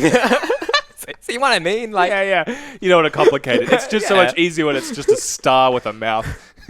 Actually, they don't have mouths. They just got eyes. yeah, they just have eyes only. We can make a mouth. And then lastly you have the Chad. The Yeah. reason why I become bi in the game. Yeah. Ice cuckers. That's so good. all right. That's some good answers. That was like way more cohesive than I thought it was going to be. I was like, oh man, he's just got to say Zero Suit. I shouldn't have asked his favorite waifu earlier. You were like, let me get the roster out. Anyway, let's go to the next one. This one's a little trickier. You have come up with a great business idea for your side hustle at Smash tournaments. Blended controllers. Blended. Ready? If you're mad or angry after your loss, instead of throwing your controller like a pleb, you can have it professionally broken in a blender. The only problem is, after so much success, everyone's buying from you. You got like 3 regular customers, they're just churning that shit up. You don't know what to do with your blended controller juice. What would you do with your blended controller juice? Oh man, that's actually pretty hard. Oh. And throwing it away is a non-answer because Yeah, let's just assume that. okay, this is business size. I can't throw it away, of course. Yeah, sell it back to them. Blended controller juice. Oh. Well, I'll give you help as well. You know, maybe Yeah. it's edible. Like, let's just assume it is. I was thinking about that. Yeah, I was actually thinking about that, but I don't think drinking it was the main thing. It's like selling it as a drink. Yeah. I think what I was thinking was making the blended controller juice into like something else. Like like top it off with something and then reselling it back to them. how would you use it? How would you recycle it into something else? Like though? it could be like Call it G recycled. Fuel and put it in the vending machines. That's genius. Like it could be like even just like recycling, like remaking that controller back to them. Like this was your broken controller. Yeah, like you know, Like a miniature like version, and be like, this is your memory of when you raged. You want it back. Put it in a necklace or something. Yeah, like just craft into something else, like make it solid somehow. Craft back into like a controller. Maybe base. like you could like freeze it back into its like controller form. Or like before it's just make it like changed. a memory thing, and then just give it back to them, like this was your rage controller. You want it back. Yeah, here you go. You can now re-churn it if you want, or you could just throw it. Or when you're mad next time, you can use this and chuck in the blender instead of your controller. I like the idea that it would like give you smash powers. Oh, But only temporary, only temporary. just the character you were playing when you rage, and you only get that for like a solid 10 minutes. Yep. So you can beat up the person who made you rage. Exactly. You'd be like, run back time. Blend this shit. I got a spare. Let's do it. It's like Fix one of snap your time. protein shake or something. You're like, okay, let's go. Yeah. Let's do it. Oh wait, I gotta wait 30 minutes for it to kick in. Yeah. And then it makes you gassy too. But your farts are actually toxic. Yeah, that's actually a pretty hard question, to be honest. It was really hard. Yeah. I was gonna say, who would you sell it back to? But I felt like that would be too targeted. Yeah, it was too targeted. It would be like, way too who targeted. rages? Everyone rages. Everyone rages. Not all of us throw controllers. It may not be on the outside, but definitely in the inside. Everyone rages on the inside. Yeah. Yeah, so those are that one. I love those. We've also been doing a couple other segments. I really liked what's your YouTube homepage? You just scroll through and then like tell us what you've been watching, and it sort of like semi-exposes you. But when I tried to get Kenny to do it, I felt like a little rapey. I was like, Kenny, can you show us your thing? And he's like, no. I was like, come on. He's like, no, that's my personal thing. Don't make me do this. Felt really awkward. So we can do that if you want. If you don't want to be exposed, you don't have to show us anything. But Kenny, I remind you, did call you a normie earlier. And his YouTube page was pretty normie. I'm not going to lie. It was like half the shit was just from the recommended page. Just be like, hey, you might like this random shit. Oh, I don't watch YouTube anymore, so it's Really? So whatever's on my YouTube page or whatever, it's pretty normy. Are you more of a Twitch guy? Yeah, I'm more of a Twitch guy now. You watch a lot of Dota? I did watch a lot of Dota. What do you watch now? Just random people sometimes. Variety streamers. Private streamers, yeah, like the offline TV people. I've heard sometimes. about that. Who's offline TV? Like Scara, Lil Peach, thread and stuff. Like there's like normal like streamers from the league scene pretty much, and then they just went off league, and then they're like Fortnite League, and just have fun talking. Pretty much, really good people to watch. Cool. I've only heard a little bit about them, like people mentioning them. And Oh stuff. yeah, Pokemon, yeah. Pokemon. We all know what he's watching. Isn't Pokemon like? I think I see her on Twitter sometimes, and the shit that people post is like all over r/cringe. all after cringe-topia. It's like, so she's like got a new shirt, and he posts one. Someone posts one in reply, and he's wearing it. He's like, not as cool as mine though. I'll be on tonight to donate you another $20 for a new shirt. Haha. Actually, I have not checked her Twitter one, but I should after hearing that. Yeah, there's some questionable shit. Yeah, there's a lot of fanboys. Some of them not great. Pokemon, my queen. Yeah, there you go. Oh yeah, this guy's toast. I think he's one of the good streamers to like just he's really good like talking like Yeah. he's not just talking just about games and stuff, but he's like talking about life stuff and just anything in general really, and it's so good to listen to. That's what I've been doing lately is I'll like have something up on the side of my screen, and then I'll have like split it down the middle and just be watching a stream in the background. But I'm so degenerate. I cannot watch somebody in the middle of a stream. I have to watch it from start to finish. Oh, if I tune in, I'm just like, oh, what are they doing? Yeah, I watch that shit on YouTube. I'm like, oh, they've uploaded the VOD? Cool. Let me go through that. It feels so wrong, though. Like, I can find it easier if they're like in mid-game because I don't need to understand what happened before. If But, I'm there for a purpose, like I want to see, some strategies or something. but in like an intense talk or something, I'm just like, what happened before? Yeah. I need to know. I actually need to There's know. no back button. Like, say, when I watch like this podcast, I'll be like, when I tune in, I'm like, oh man. When I tune in, I'll watch it, and then I'll go back to the start. I'm gonna watch the first part again. Yeah, that's why I love having it on YouTube and Spotify and stuff, which you can all watch if you just follow Tournameta, VOD's YouTube page, on Twitter as well. He always posts it, and it's on Spotify and What? yeah, and interesting. Apple Podcast as well. Nice. My girlfriend sometimes is like, "Oh, I'll listen to it," and I'm like, I "How the fuck are you gonna understand anything?" Sell out. Yeah, I'm selling myself out. I'm selling myself out. I'll do it. I'm a sellout whore. I love doing it, actually. It's really fun. There's something about doing like a spiel that is like half ironic and half not. Like when Stream Meta was around, I love doing Stream Meta plugs because I would just like sell it way more than I knew. I'd be like, Stream Meta is like has caused me to find a new life, a new purpose in life. Oh, that reminds me. I went to a tournament with Brenton and Console yesterday. Prestige Esport, and then we saw them streaming, and so it was cool. Yeah. And then, Brenton is Big Fat Patelli, is it? Big Fat? Patelli. Yeah, and then at the end we were giving feedbacks, and he was like, "Oh, have you heard about Stream Meta before?" Yeah. So we were like, and I was like to him, if you want to hit him up, go through Tournameta. He made the sale. I was like to him, Tournameta. There's actually a website. The guy's named Jet. You want more information? I signed up. Holy shit! You made the sale. Yeah, like we were like, it's so easy to use. Like it's like user friendly. Like you don't have to be at the desk and stuff. You could feel the suit growing from your shoulders down. You were like, have you ever wanted to do this? Tournameta is powered by Stream Meta, a controller for overlays, VODs, and data on competitive gaming streams. I orgasmed when I first saw Stream Meta, and you will too. Just sign up. You don't even need it. Just get it.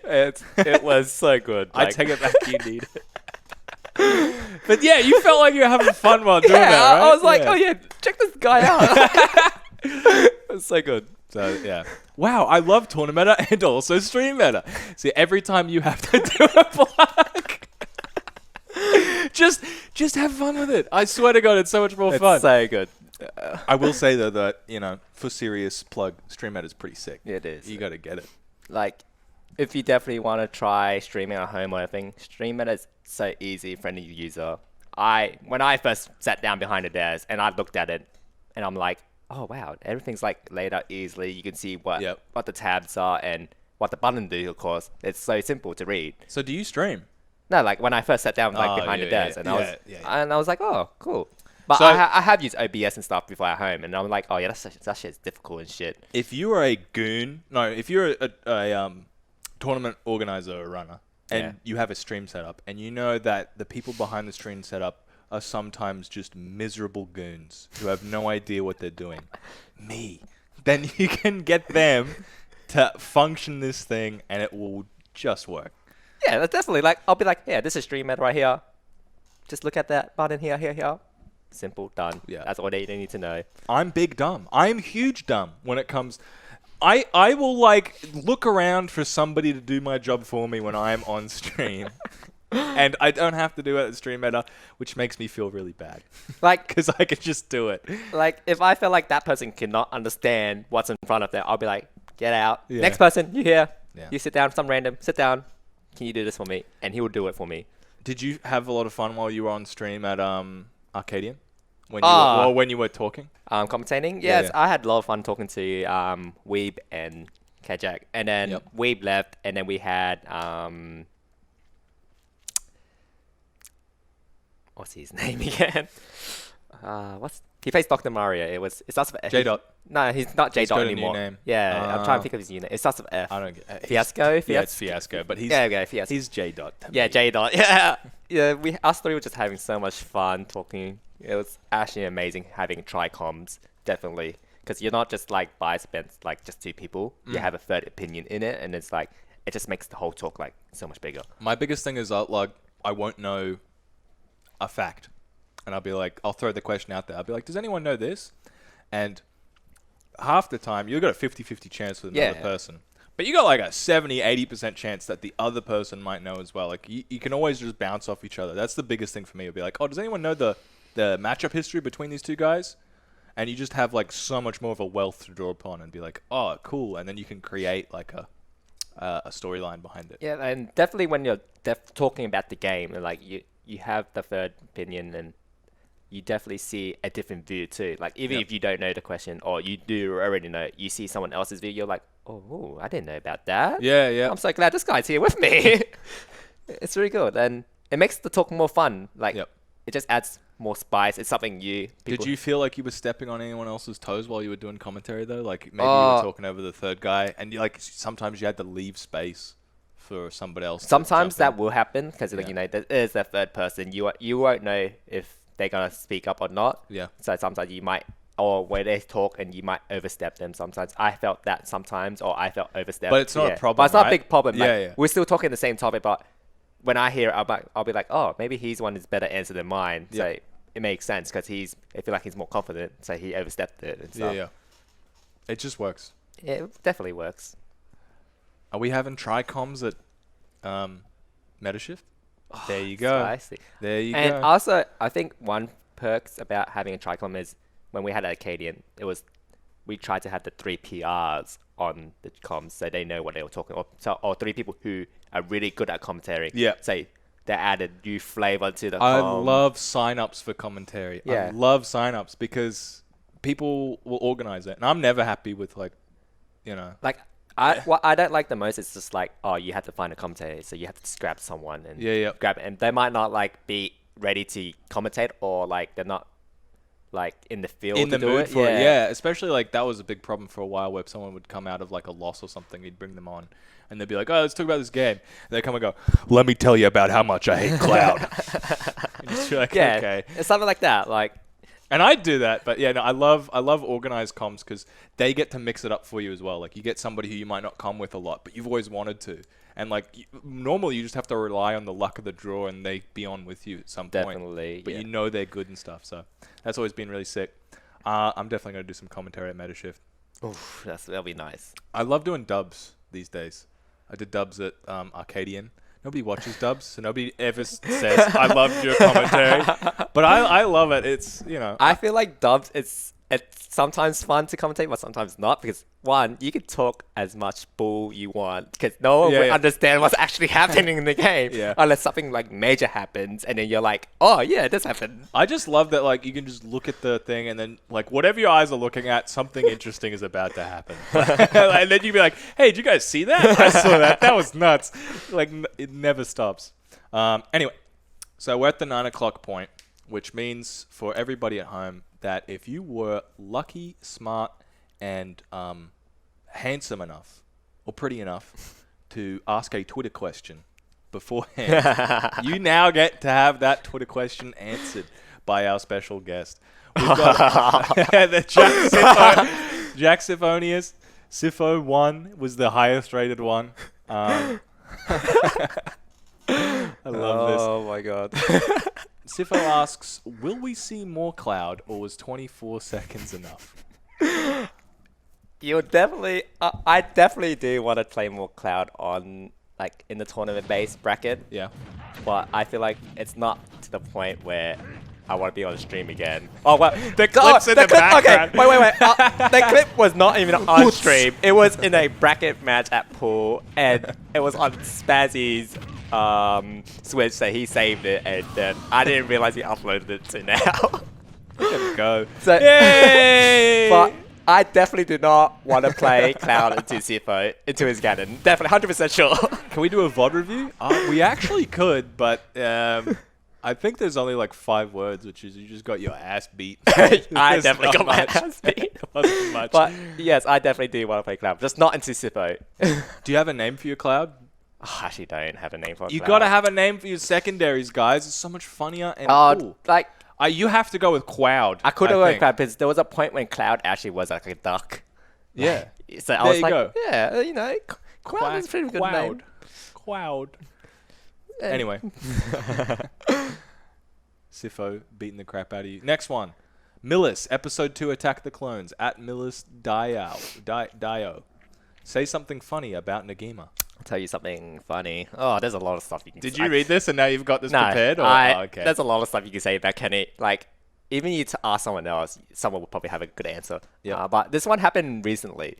So, after Rambat, we decided to go out to Neverland for Python's birthday. Yeah. Because it's on the next day. And me, Python, and Sick Nick decided to go first to the carts because we were going to go.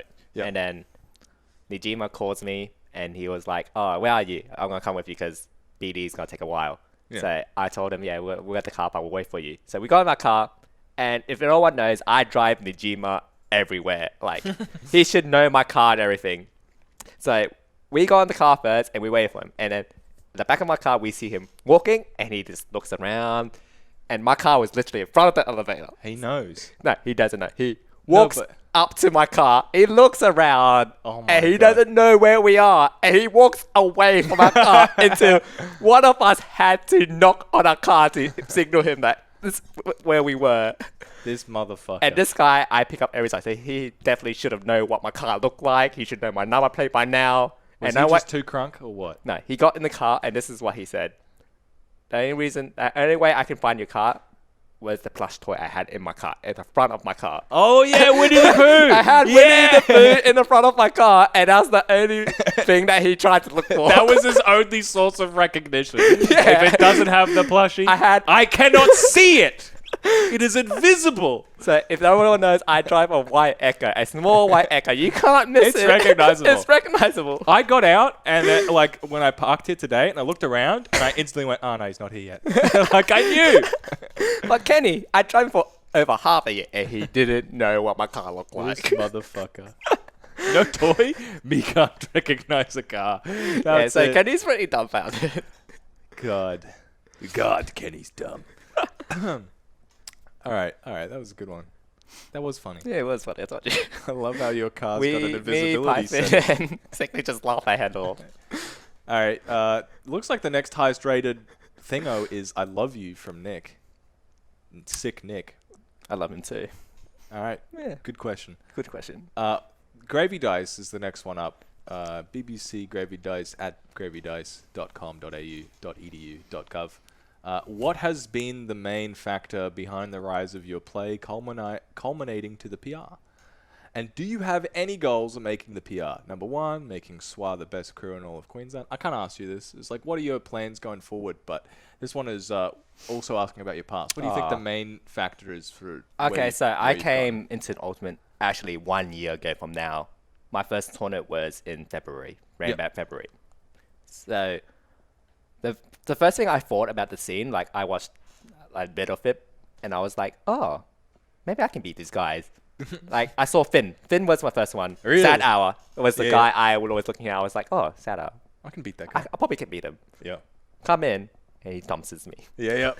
I had that mentality. I was like, oh shit, maybe I'm just not that good.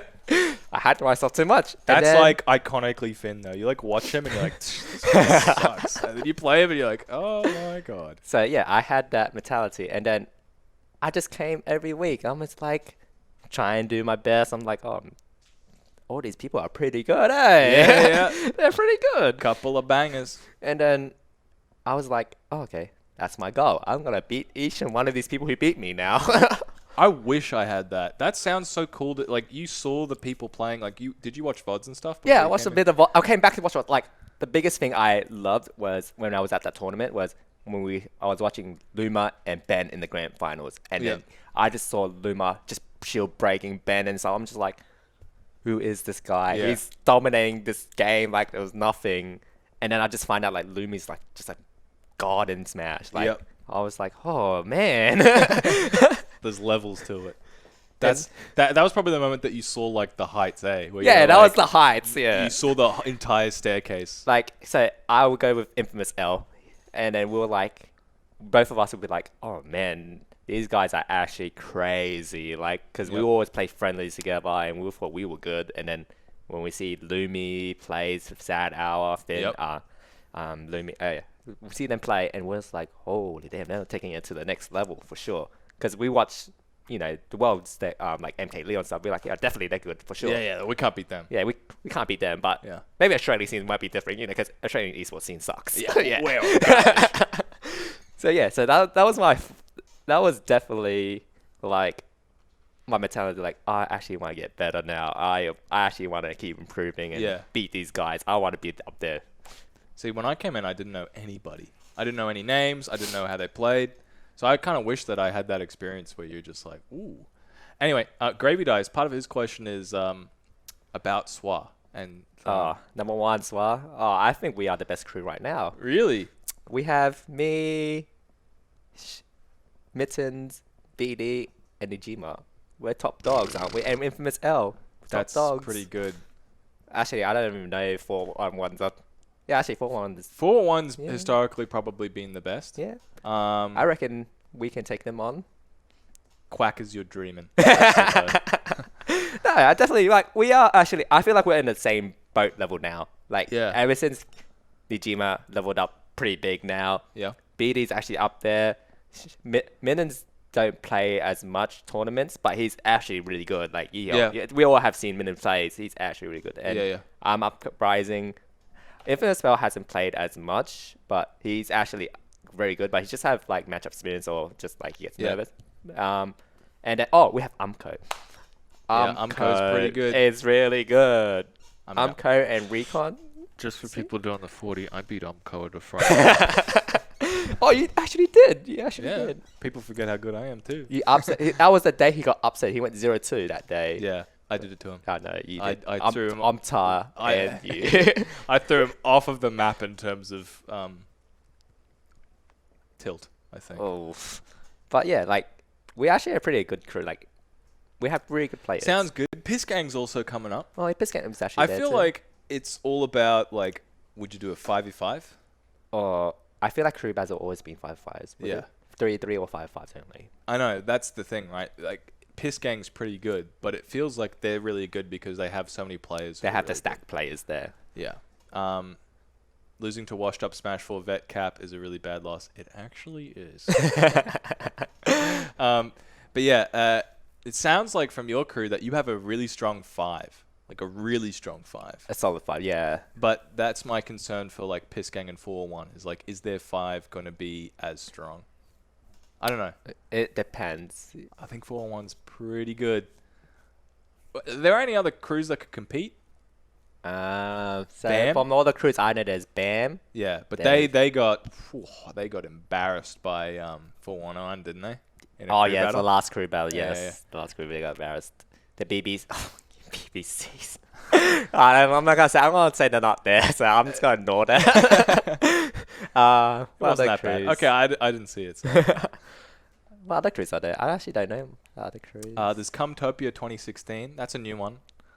That's me. That's it. Who's the GC crew? What? Who are they? Gold Coast crew. Are they had- just Gold Coast? Do they have a name? It wasn't. I don't know. I'm pretty sure they had one. Brain blast. Besides besides BBC. For the Gold Coast. I don't know. BBC is Ah. Gold Coast, I suppose. Oh, there we go. Yeah, WCM. There we walking go. clip machines. That's a good one.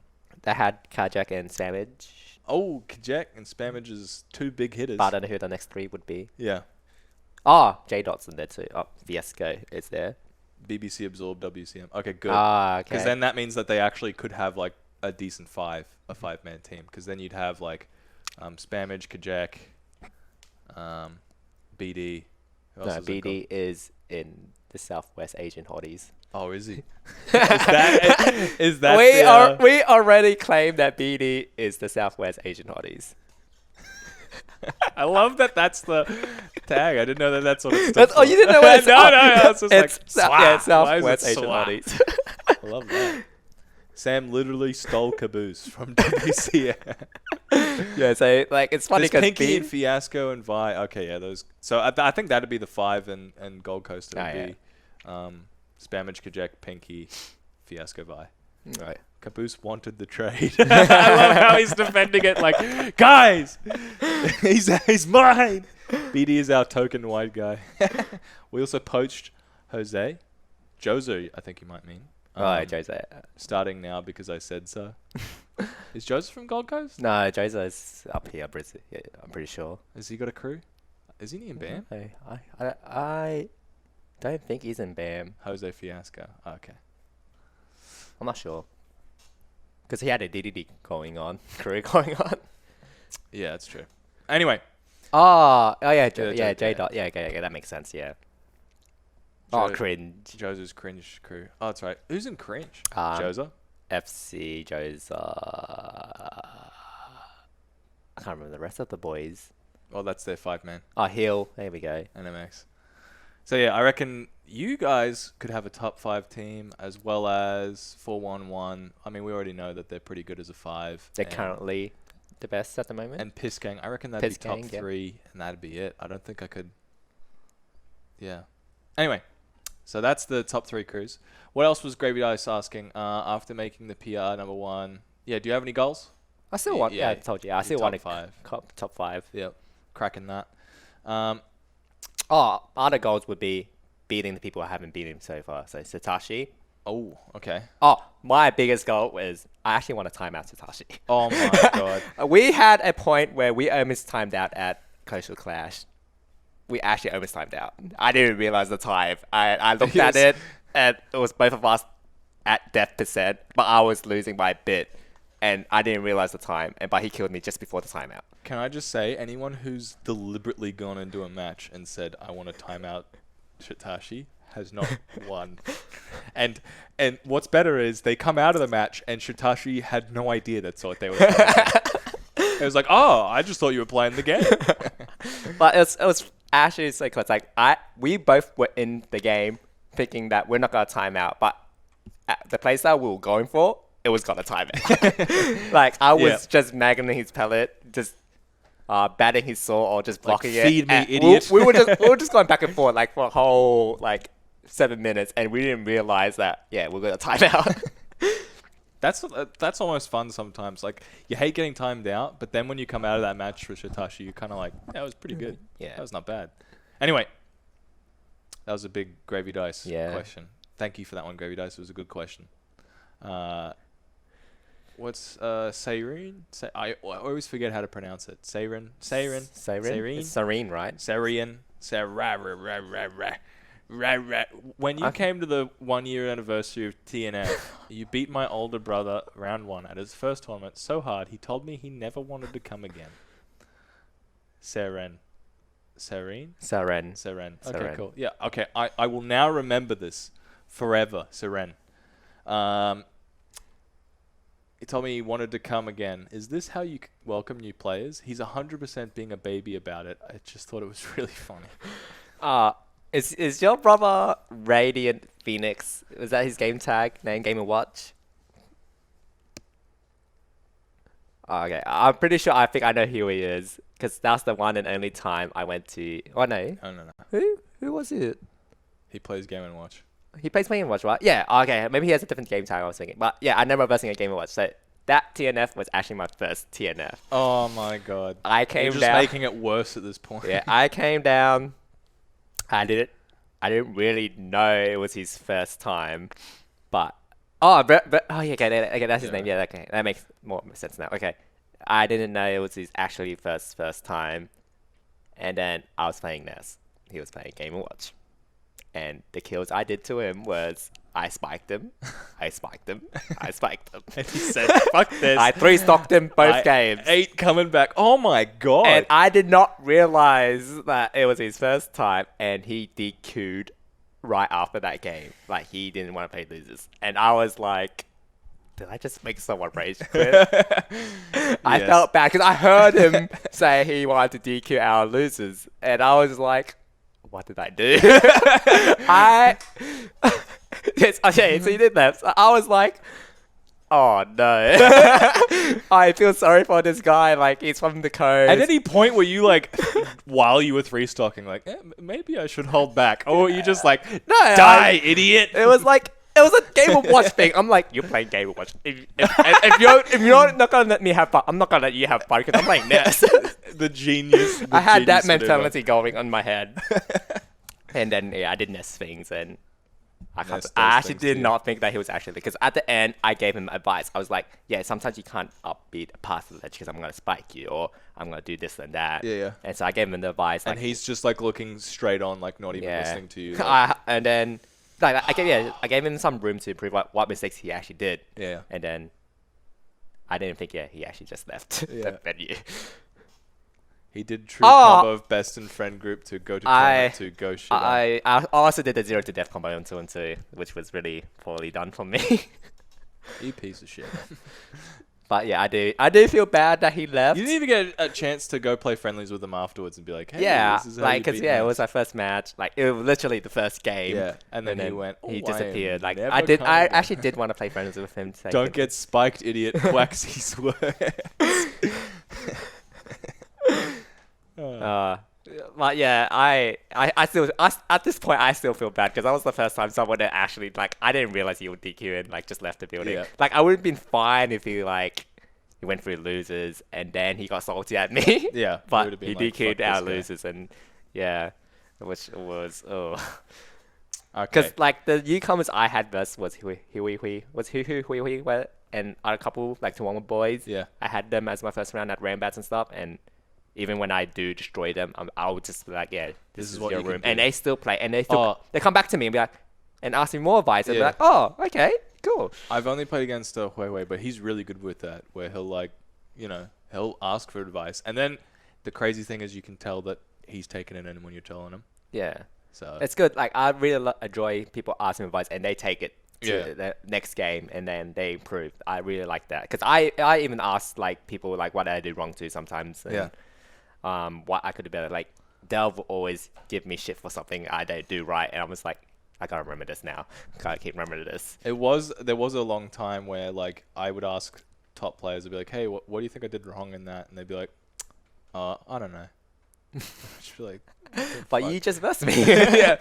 Well, so, like I get it with some people because they don't think about the match while they're in it. They Oh, just yeah. like play super in the zone. But other people, they just like don't want to tell you. They did, for a while it was like that. Oh, yeah. But there's some really good ones. If you ever play against Shadru, you ask for advice, he'll give you the fucking essay breakdown. Oh, he does. And it's the best advice you've ever received. And you're like, I should be taking notes right now. But Yeah, yeah. definitely. definitely advice from a PR player. It's actually worth taking note because they actually know what you did wrong and they do pay attention to the games. Like, I always tell them, oh, you're probably just doing a lot of stuff out of disadvantage. I'm just catching it all the time. Yeah. And that's like the biggest thing you don't want to do. The Don't. best things that they can tell you out of a set that they'll have noticed is all of your bad habits. Like things that like I could punish this really easily. I don't know if it's a matchup thing, but like you should not be doing that against me. Like they're really good at finding those ones. I have a public doc on how to beat me. Hit me up if you want it. Yeah, Sick Nick was telling me about this. He's actually got like a full document because I think the story is that somebody was he was giving Roy advice to somebody. Oh, who was yes, he gave Roy advice to Recon. Yeah. And then Recon played him in a Ditto, beat him. And then he, I think he beat him Ditto, I can't remember. And then he drops it straight away. Yeah. And then Sicknick was like, Oh, it was for Ari, yeah. okay. And then he just never played Roy again. Give it to me. You shouldn't have said anything, Sick Nick. Now everyone's going to be hitting you up in the DMs. And then they're going to lose to you anyways, and they're going to be like, fucking give me my money back. I'll give the biggest advice for Ness. I tell this to everyone all the time. When I yo-yo on your shield at ledge, you can roll out of it at a certain frame. I'm pretty sure everyone's seen the video, but I keep telling you, if you get shield broken, that's your own fault. Because it's not true. It does not shield break. It's like Corinth's F smash. You hold on it, and you see that 1 point a second when it stops hitting your shield. That's it. That's when you have to roll. Yeah. Or jump or whatever, or let go. It's also if you get hit 11 times in a row on it's shield, like, you have invulnerability. You had on the that roll. vulnerability. So if you get hit from the start, I think you can roll on the second one. Oh man, on the 11th one.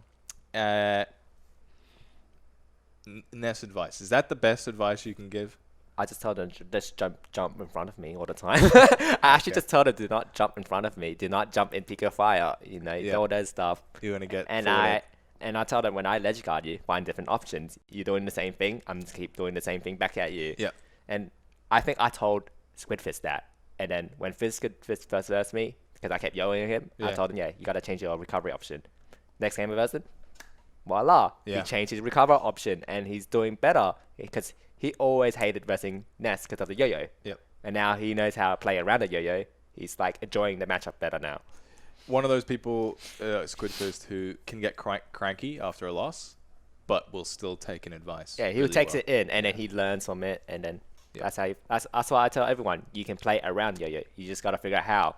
Like, I play friends with Infamous L. He plays Fox, one of the worst matchups into Ness, and he figured out how to get around yo-yos half the time. Yep.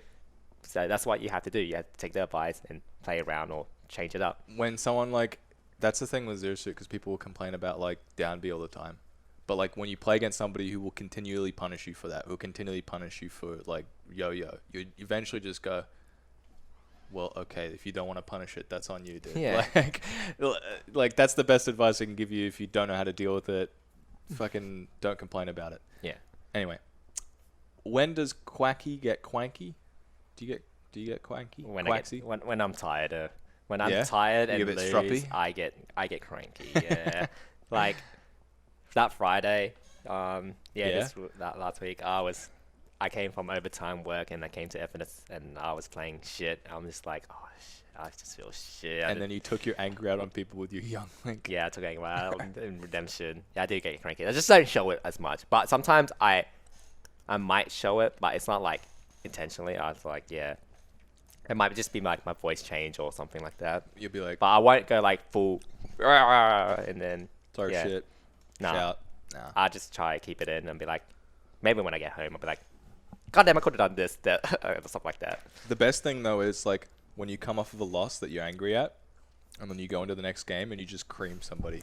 Like you just take out everything on them. You're like, motherfucker. Yeah, like the game I lost to Ari when he footstooled me. Yeah. Like, I was ready to get cranky. I was like, oh, this guy didn't deserve it. He doesn't deserve that win. I should have won. Like, deep down I knew, like, Ari came up. He knew about it. Gave me the big hug. Like, yeah, you should have won that. And I was like, oh, that made me feel so much better because he knows. He knows. He's knows. I know.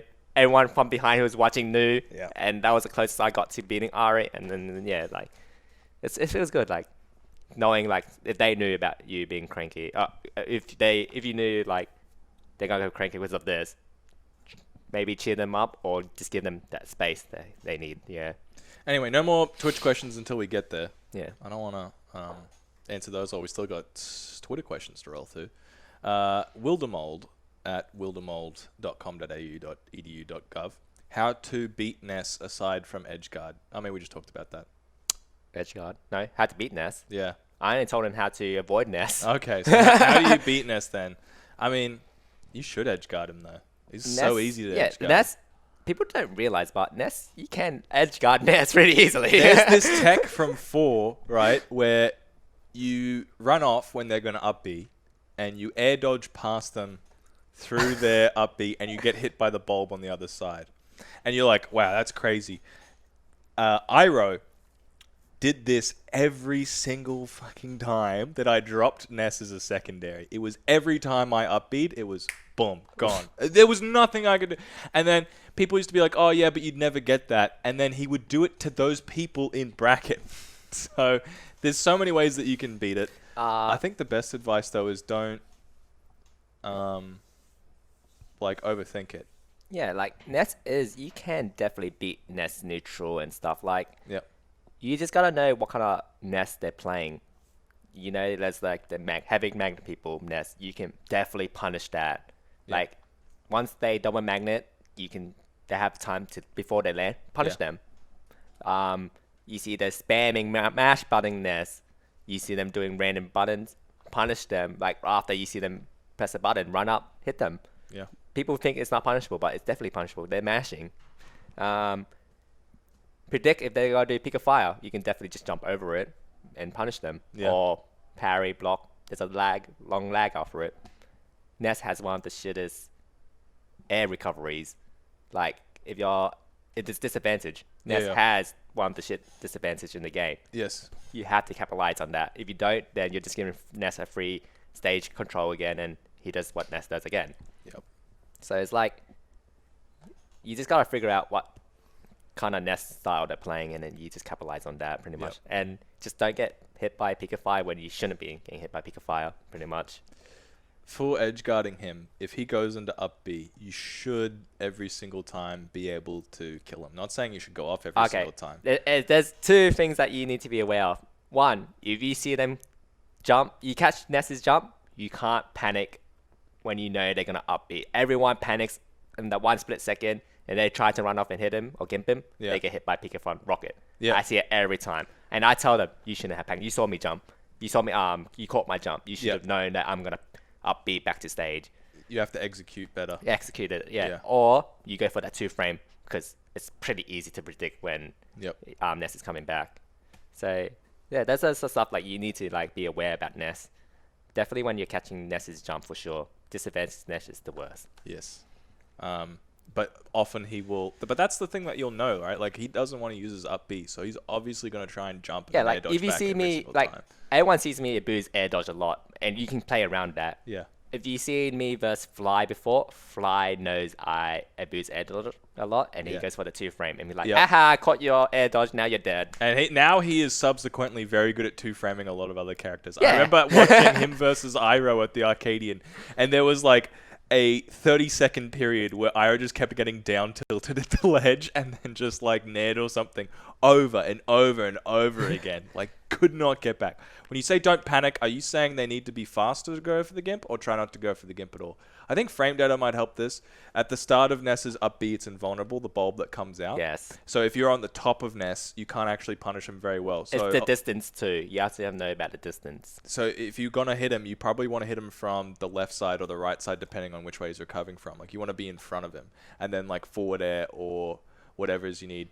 But yeah, don't panic. Don't like... Yeah, don't panic. Don't hesitate that 1 second and then run back and run off stage. And then that's how most people get caught. If you are too late and you like are recognizing that you're going to get hit, don't panic while you're getting hit too. Because Ness's PK Thunder gets shortened when you get hit by it. So he might not even make it back to stage. And that happens a lot where they'll like PK Thunder and somebody just doesn't tech. Like and then Ness is dead, but they're just like floating down. Yeah, I definitely seen people intentionally get hit because they're low percent. Yep. And then they can tech the stage, but Ness is dead because he can't travel as far as he can, and he just dies. And you're just like, ha, suck Works on with you. projectiles as well. If you've got Yeah. like a banana or a gyro, you can throw Yeah, it if during anything, the rocket. as long as you clank the Pika rocket, Ness doesn't travel as far anymore. Yep. That's pretty much it.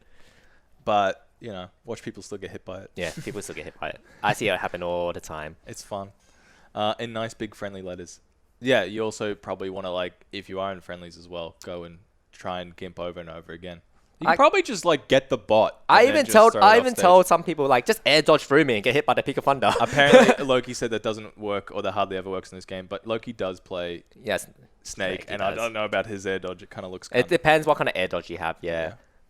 Anyway, that's all the advice you need. But yeah, definitely punish disadvantage. Play better in the Yeah. neutral. Don't jump in as much, and punish his ground options, because Ness is really bad on the ground, and his landing options aren't that great either.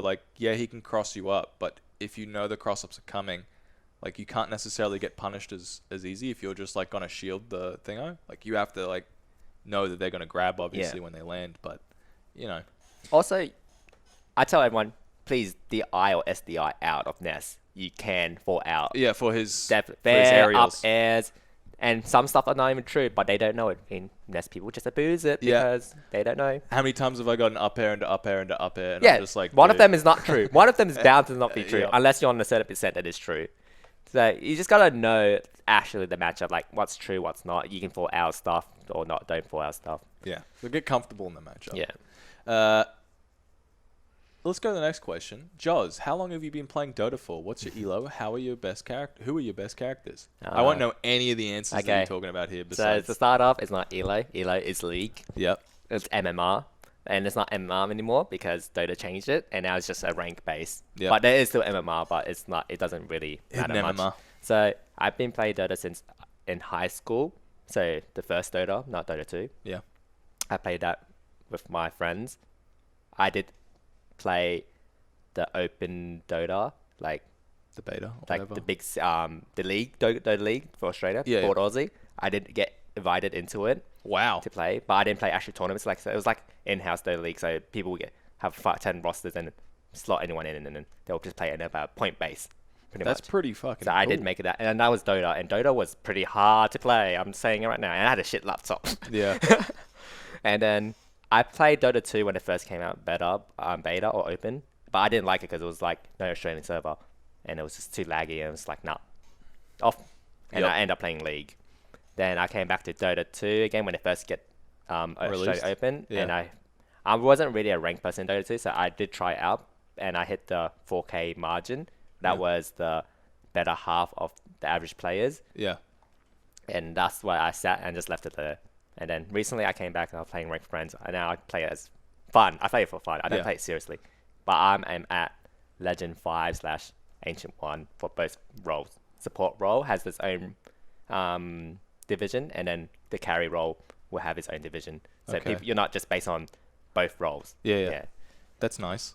So Lee and could learn that, something about that. so Legend 5 and Ancient 1 is pretty much the average/higher side of the scene. Okay. Kaidash said, I moderated several iterations of Oz's IHLs during War 3. I have no idea what that means. Do you? So because you need people to monitor the who is actually in the game and stuff, Yeah, so yeah. they can keep track who's in it. Kinda like a Because referee. you can actually kick people who perform bad gets kicked out. Pretty much. Oh, really? Yeah. That's rough. They get you actually In-house get kicked leagues. out for poor performance and stuff, and then you have to redeem yourself and shit. Damn, that's some old school esports stuff. Yeah, it's pretty fun. It's crazy. I keep saying it, but people who are generally pretty good at Smash have a long history of esports A lot of people have that. Yeah. I thought that or too. competitive Yeah. game. Anyway, thanks for that one, Kaidash. And Kaidash didn't ask that one. Who asked that one? Jaws. Jaws, yes. Thanks, Jaws. Follow him at jaws.com. Python. Top 3 Vietnamese dishes. Python SSBU. Top 3. That's pretty hard.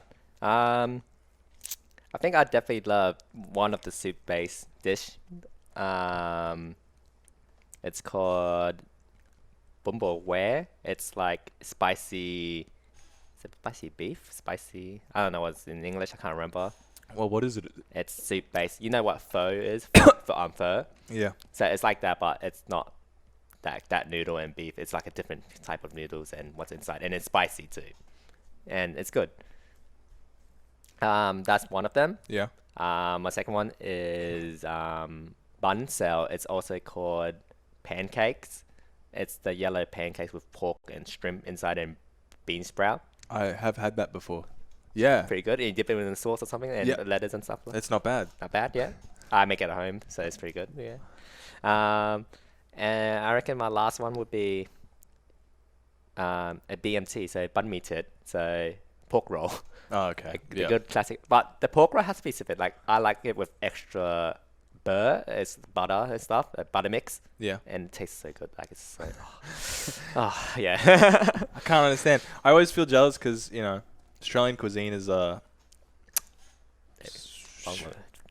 Bung boy knows, definitely knows. pork Yeah, roll. everyone's going off. okay. They're like saying, I love that shit. What's crazy was I bought one to Rambat Saturday. I cut it in half. I gave one to Ben, and Ben told me it was his first time having it. I was like, no way. Do you like it? He liked it. Yeah. Definitely. It's just a pork roll. It's This something is easy. Ben Gold, right? Yeah, Ben Gold. The actual Ben Gold. That's saying something because his cuisine consists purely of KFC. So, like, something out of that for him to say is good is pretty sweet. like it wasn't the best pork roll like where to buy, but it was like decent enough to be good. Like you would enjoy it for sure. Like you can have it with chili inside, like actual chopped up chili.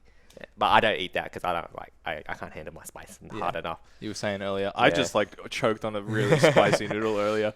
I'm in the same lane. But I love spicy food, even though I can't handle it. But the best thing about it is like you don't have to have pork inside. You can have chicken or any other stuff inside, and it will be just as good.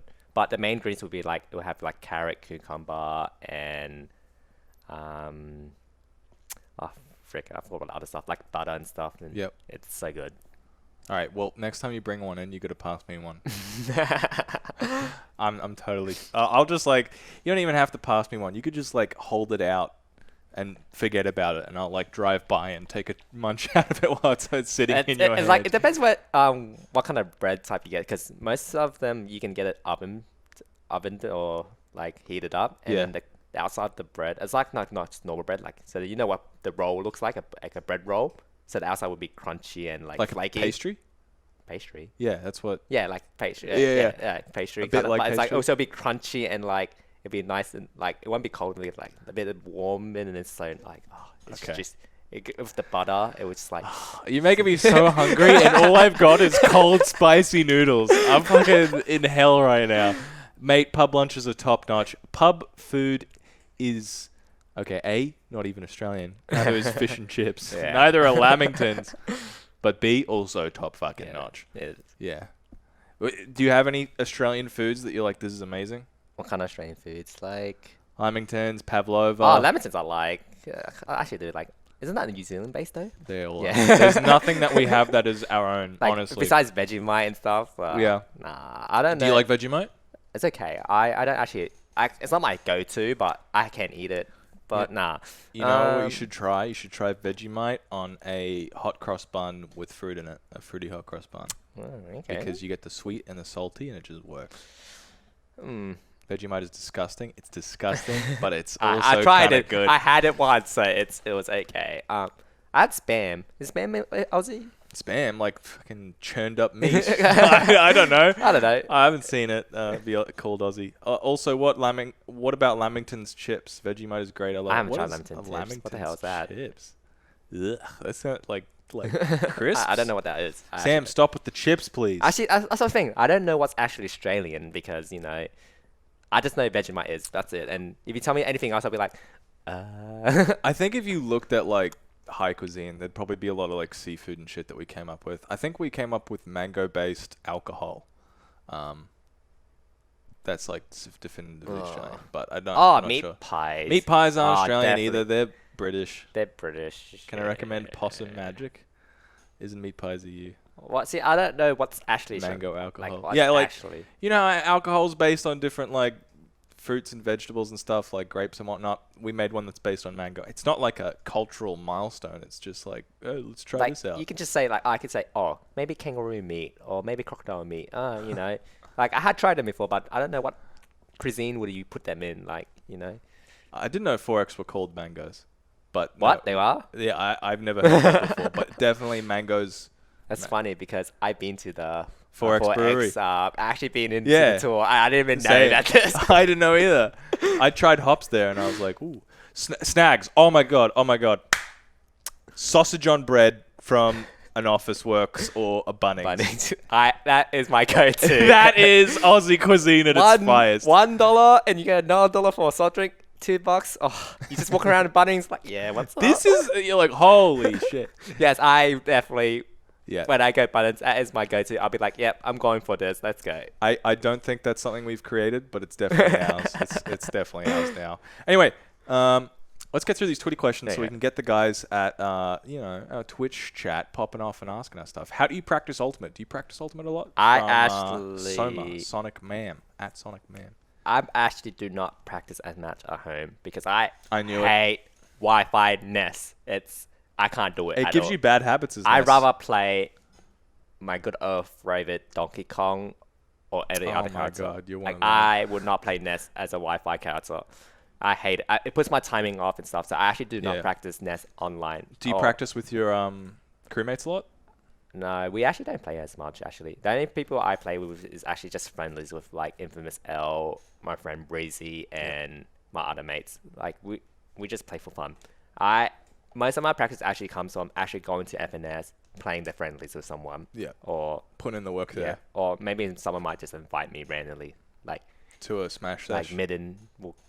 I went one time at Midden's house, or one time at Ben's, or go to Brenton's place, had cover session there. That's the most times I'll have my practice in it with NES.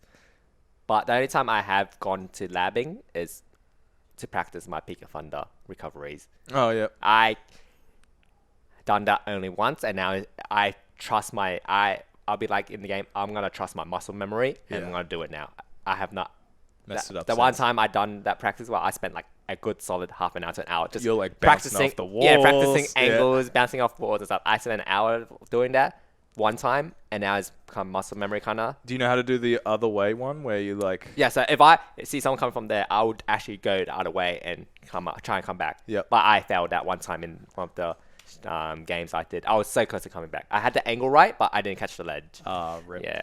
But yeah, I don't really practice NES as much at home at all. No, I mostly at tournaments because I feel like that's the better way to practice.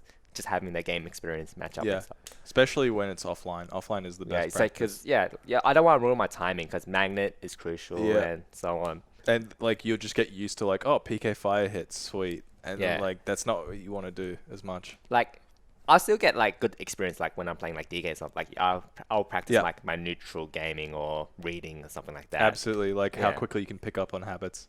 You're not a Nagima who says that online is completely useless. No, it's not. It's actually not bad. It's okay, but it's not the go-to. Yeah.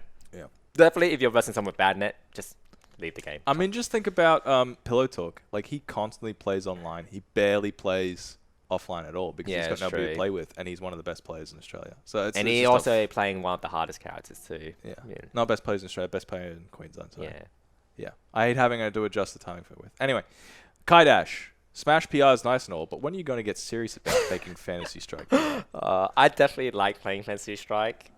I wish I had it at home. If I had it at home, I'd play the absolute shit out of it, and I would actually try and make Fantasy Strike PR. To be fair, I could be PR, you know. Really? I have one a ran bad Fantasy Strike. Who's your main? Is it Titties? No, it's not Titties. I actually Mr. Dragon? Mr. Dragon. I definitely love Mr. Dragon. He's pretty sweet. And then I also enjoy playing D Grey. The ghost gun, yeah. Oh, the ghost girl. Yeah, the guy of the ghost, yeah. Yeah, I hate him. Those are my two. I still have no idea what he's doing. Yeah, and then Ibuki is like my fortunate, like, have fun character. She's my new one. She's who I'm going to get into. Yeah. Yeah. But I definitely do want to play more Fantasy Strike. Definitely, it's such a fun game to get into. Like, easy to play. All the other fighting games I play, like Street Fighter and Tekken, this one is, like, less... Like, you need a neutral and stuff, of course, you know, when to approach and so on, but it's not heavy combo based. Like, you're not going to die in one combo. Like, Tekken, like, oh, I am half HP from one combo. What do I do now? Yeah, kind of thing. This one is like, oh, you get hit, reset, you can still win. For anyone who hasn't played, I'll give you my experience. I played 2 matches before I went to the tournament. First one was against Nagima, who played the Panda and just did some crazy shit. You actually cannot understand what is happening on screen if you've never played the game before. He just throwing shit at me, and I was like, oh, great, what the hell is going on? The other time I played against Kaidash, he taught me the game, and I played probably 15 or 20 minutes worth of friendlies, and I went into a tournament, and I actually did all right. So that's all you need to just understand the game fundamentally, and then make it work. So the one character I hate the most is Rook. Is that the one with the sword? No, that's the one who grabs the big rock dude. Yeah. What's his name? I am Groot. BD. Yeah, BD plays him. And Oh my god. It's literally a mind game because when you get up from recovery, you can't just get up attack. Yeah. It's actually you get up and you have to choose what they gotta do because Rook can grab you or he's gonna hit you. And your choice is either you jump or block. Yep. And that's a mind game. It's 50-50 against it. And I always choose the bad choice against BD. I don't know what it is about BD. He's always inside my brain when he does that. I played one game and I got kind of close. And then I played 3 games against him afterwards. And he just every time got the read. And I swear to God I was mixing it up. He's such a... He smells. Yeah. Yeah, so yeah, that's the only character I hate in that game. Okay. But, play it and then... You'll learn to play against definitely. them. Money game. Dollar. I can't miss this one. Love heart eyes emoji. Love heart eyes emoji at Money Dollar. Thank you, fellow Nest friend. Yeah. I mean, he said he went 0-4 with Peach earlier. But, I mean, he beat me with Peach. So he's got He potential. definitely had the Nest text going when I versed him online. Yeah. He's a really heavy magnet player. The thing I thought He was very technical. Yeah, the thing I most thought was is when he had to actually use it or he didn't have the matchup experience. Mm-hmm. And I think he definitely had the rise of being a really good Nest player. But yeah, like I said, it's when you use it and the matchup experience he didn't know about. Add me on Switch, and then I will play lots of friendlies with you, Money Dollar, because I think you're good, and we'll get you... Definitely. I definitely thought he was good when I first played against him. Yeah. And I thought he had really good potential. Really good. That goes for anyone. Just hit me up on Twitter and I'll give you my account. But the rule is you're not allowed to tell anybody what my name is. So in case I play my Me Brawler with my Rabbit account and then somebody fucking destroys me, I can't feel embarrassed about it because I'm like, oh, they don't know who I am. So yeah. Next question, Monarch. Who do you want to beat in bracket the most? Again, Ari or Shadru? That's what I'm thinking. I have beaten them, but the person I want to beat the most would definitely be either Kajak or Crimson. I have not beaten them. Oh, yeah. Because they play Palu. Oh! It's because they play Palu. That's why I want to beat them the most. If I can overcome my Palu demon, I just don't know why I can't beat them. I lost to Princess too. I'm just it's maybe just a Palu thing I'm losing to. Every time I play against Palu, I'm always just this is just better blank. And it works for every character in the roster. I can beat FC's Palu because I can actually see what he's doing. I can see that it's his most some of the mistakes he does, and I punish them. But when I verse Crimson or Kajak or something, I'm just what are they doing? He's doing Palu things. I'm getting punished. I don't know what I'm doing next. I don't know what to do next. Yep. And, yeah. Now also Princess. Yeah, them 3. That's only 3 Palus I lost to so far. I versed Jono's rising Palu I can beat because he wasn't boozing Palu hard enough them 3. Yep. And then I just want to beat them. They're the most people I want to beat so far. All right, we'll keep a watch out for that. I reckon you could do it. Yeah, it's a little because of the tough nerf with now. Ness. I think I could do it. Yeah, but because it's still Palu. Historically, Ness's worst matchup was Rosalina Luma, and it was so bad. I seen it. I saw the clips on Smash. But then when we got into Ultimate, people were saying, "Oh, Palu is Ness's worst matchup." I was like, "Damn, it must be pretty fucking bad." And then you get into the game, you're like, "Oh, it is. Oh, yeah, yeah, disadvantage, floaty, Palu, free hits, ledge guard, free." Oh, yeah. It's so much to it. It was so much. PK Flash, but the explosion lasts the same duration as PK Fire, or PK Fire, but it has damage and knockback of PK Flash. Oh, that's Holy so easy. shit. That's so easy. I definitely want PK Flash with the explosion lasts the same duration with PK Fire. Know why? Because that's the most free ledge guard ever. I'd totally do PK Fire with the knockback of PK Flash. Are you kidding me? No, PK Fire! Yeah, but it's hard to pop off on stage. Oh, true. Yeah. So you rather have the one with the duration of the Pick of Fire and just get a free That's hit. true. You get like an up air and then like You do literally the- put it at the ledge and they can't recover. They're stuck there for a solid, I don't know how long Pick of Fire lasts, like good 5 seconds or something. How are they going to recover? And then the full charge is You a could just strong put it knockback. in the air. You could just get an up air and then like double jump cancel neutral B. And Yeah. then just go. You can put it anywhere. Even the short charge will last forever then. Like, Yep. That's so good. Yeah, that's pretty sweet. All right. Good idea. And also, the biggest thing is, because Pico Flash has a short delay after it, Yeah. you can do whatever. Like, they're up there, they have the air dodge or jump over. Gonna catch them. Go smack them. Boing. What will it take for you to do duck hunt only bracket run? I think I liked this one. I definitely love playing Duck Hunt. It's just not bracket worthy for me. I pulled it once against Ari, and I took a game off him. Really? I actually took a game off him with my Duck Oh, Hunt. actually, I think I saw that. I loved it, and then I'm just like, it's just really hard for me to adapt that Duck Hunt style I want to play for him. Yeah. Like I enjoy playing Duck Hunt, but it's just that I need that play style. I need it in like to do it for every character, and it's just really hard. But if I do want to play Duck Hunt in the bracket run only, I'm ready to tank. I did it with Cloud. I think I'm ready to tank it with him. Hell yeah. Sandbagging, yeah.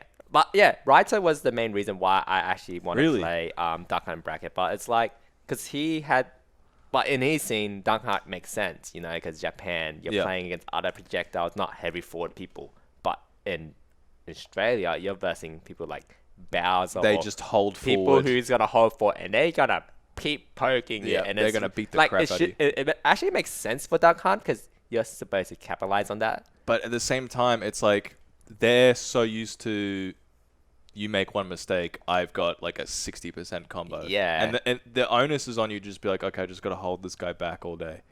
And Like I can't. That's the reason. Yeah, I need that playstyle to do it, or I have to read when to do it.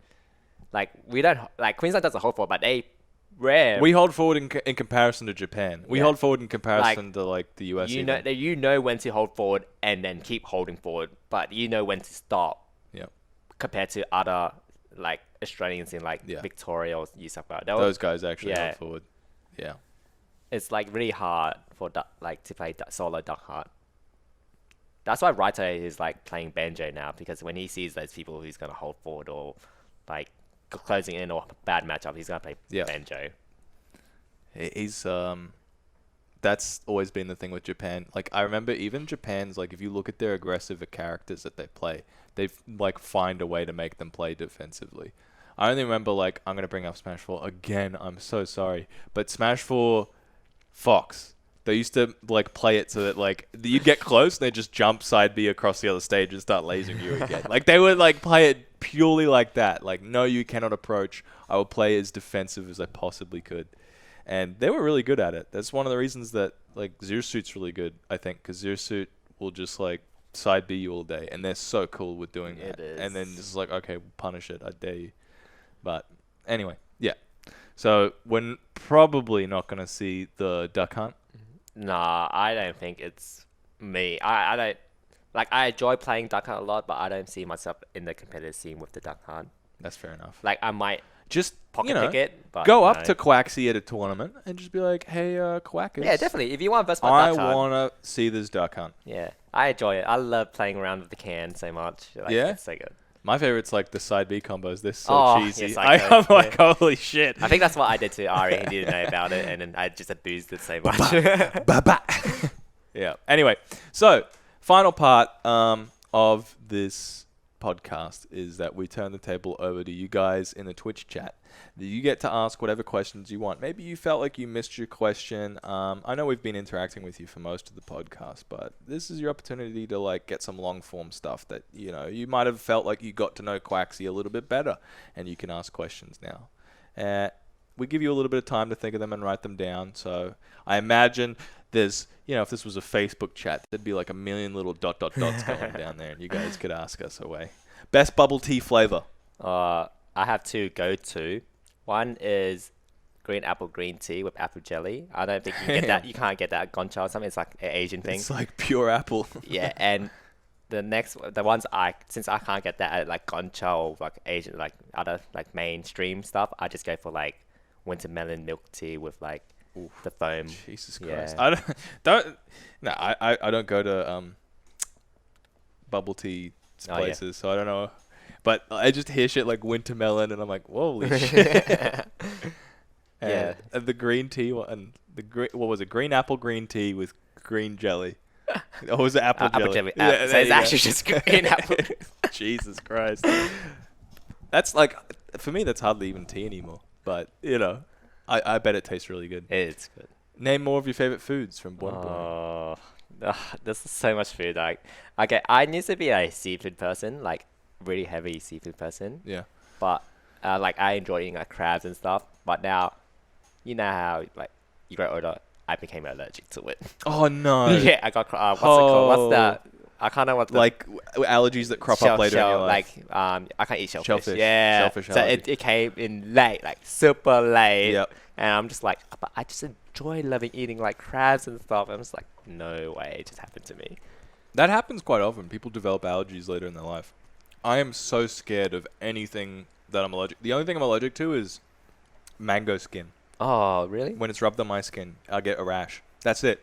So I'm like, you know, it's going to be like 6 years or 7 years from now, and I'm going to get allergic to like fucking flour or something, and I'll be like, oh my God. It's going to ruin so many foods for me. Well, I'm yeah, in there's- fear of it. There's so much food I can say, but I don't know what's my actually favorite dish. But there's too much to say, and I'm gonna skip that one. Maybe one day you have like a good talk with me, and maybe I'll discuss all these How foods. about this? How about this? What's your favorite? Cuisine or like Okay, we go cuisine. I was gonna say, or do you country. like breakfast food, lunch Oh, food, dinner food, or definitely. dessert food? My favorite is definitely the dessert food. Oh my That's God, yes. I'm actually a dessert person, 100% dessert person. And then it goes to dessert, and then Okay, so for desserts, right? I mean dinner. After. How do you like your desserts? Do you like them like super sweet? Do you like them like, you know, is ice cream a go-to classic for you? Not ice cream based, but more the sweet based kind of stuff. Like I would love to eat like. I love to if I see like a new dessert menu, I'm like, oh, what's this? I'll actually just go get it. I'll be that one guy, be like, yeah, I'm getting this. I don't know what it is. I'm getting this anyway. I do that all the time. I go to like Woolies and they'll have like what are they? The Japanese like, they're like little balls filled with stuff on the inside. Oh yeah, I know what you're talking about. And I was like, I've never had this before, but let's get them and I'm gonna eat the shit out of them. yeah, I enjoy dessert a lot. Like I'll go. It's my go-to. Mochi, yeah. Or teriyaki balls, yeah. When are we gonna see your snake from Infamous L? Okay, so Infamous L, like my friendly partner. Mochi. That's Mochi, it. yeah. My snake is my worst character in Really? the game. I think also I same. cannot play Snake. for What? rest. I don't know. I honestly, like, as soon as you play Snake, you have so much respect for players like Loki and shit. You're like, how the fuck do you do Okay, this? I think Loki has seen my Snake because one time I went for a Smash by Beach. It was me, Najima, and Loki, and I pulled out my Snake against them too, and I lost in both of them.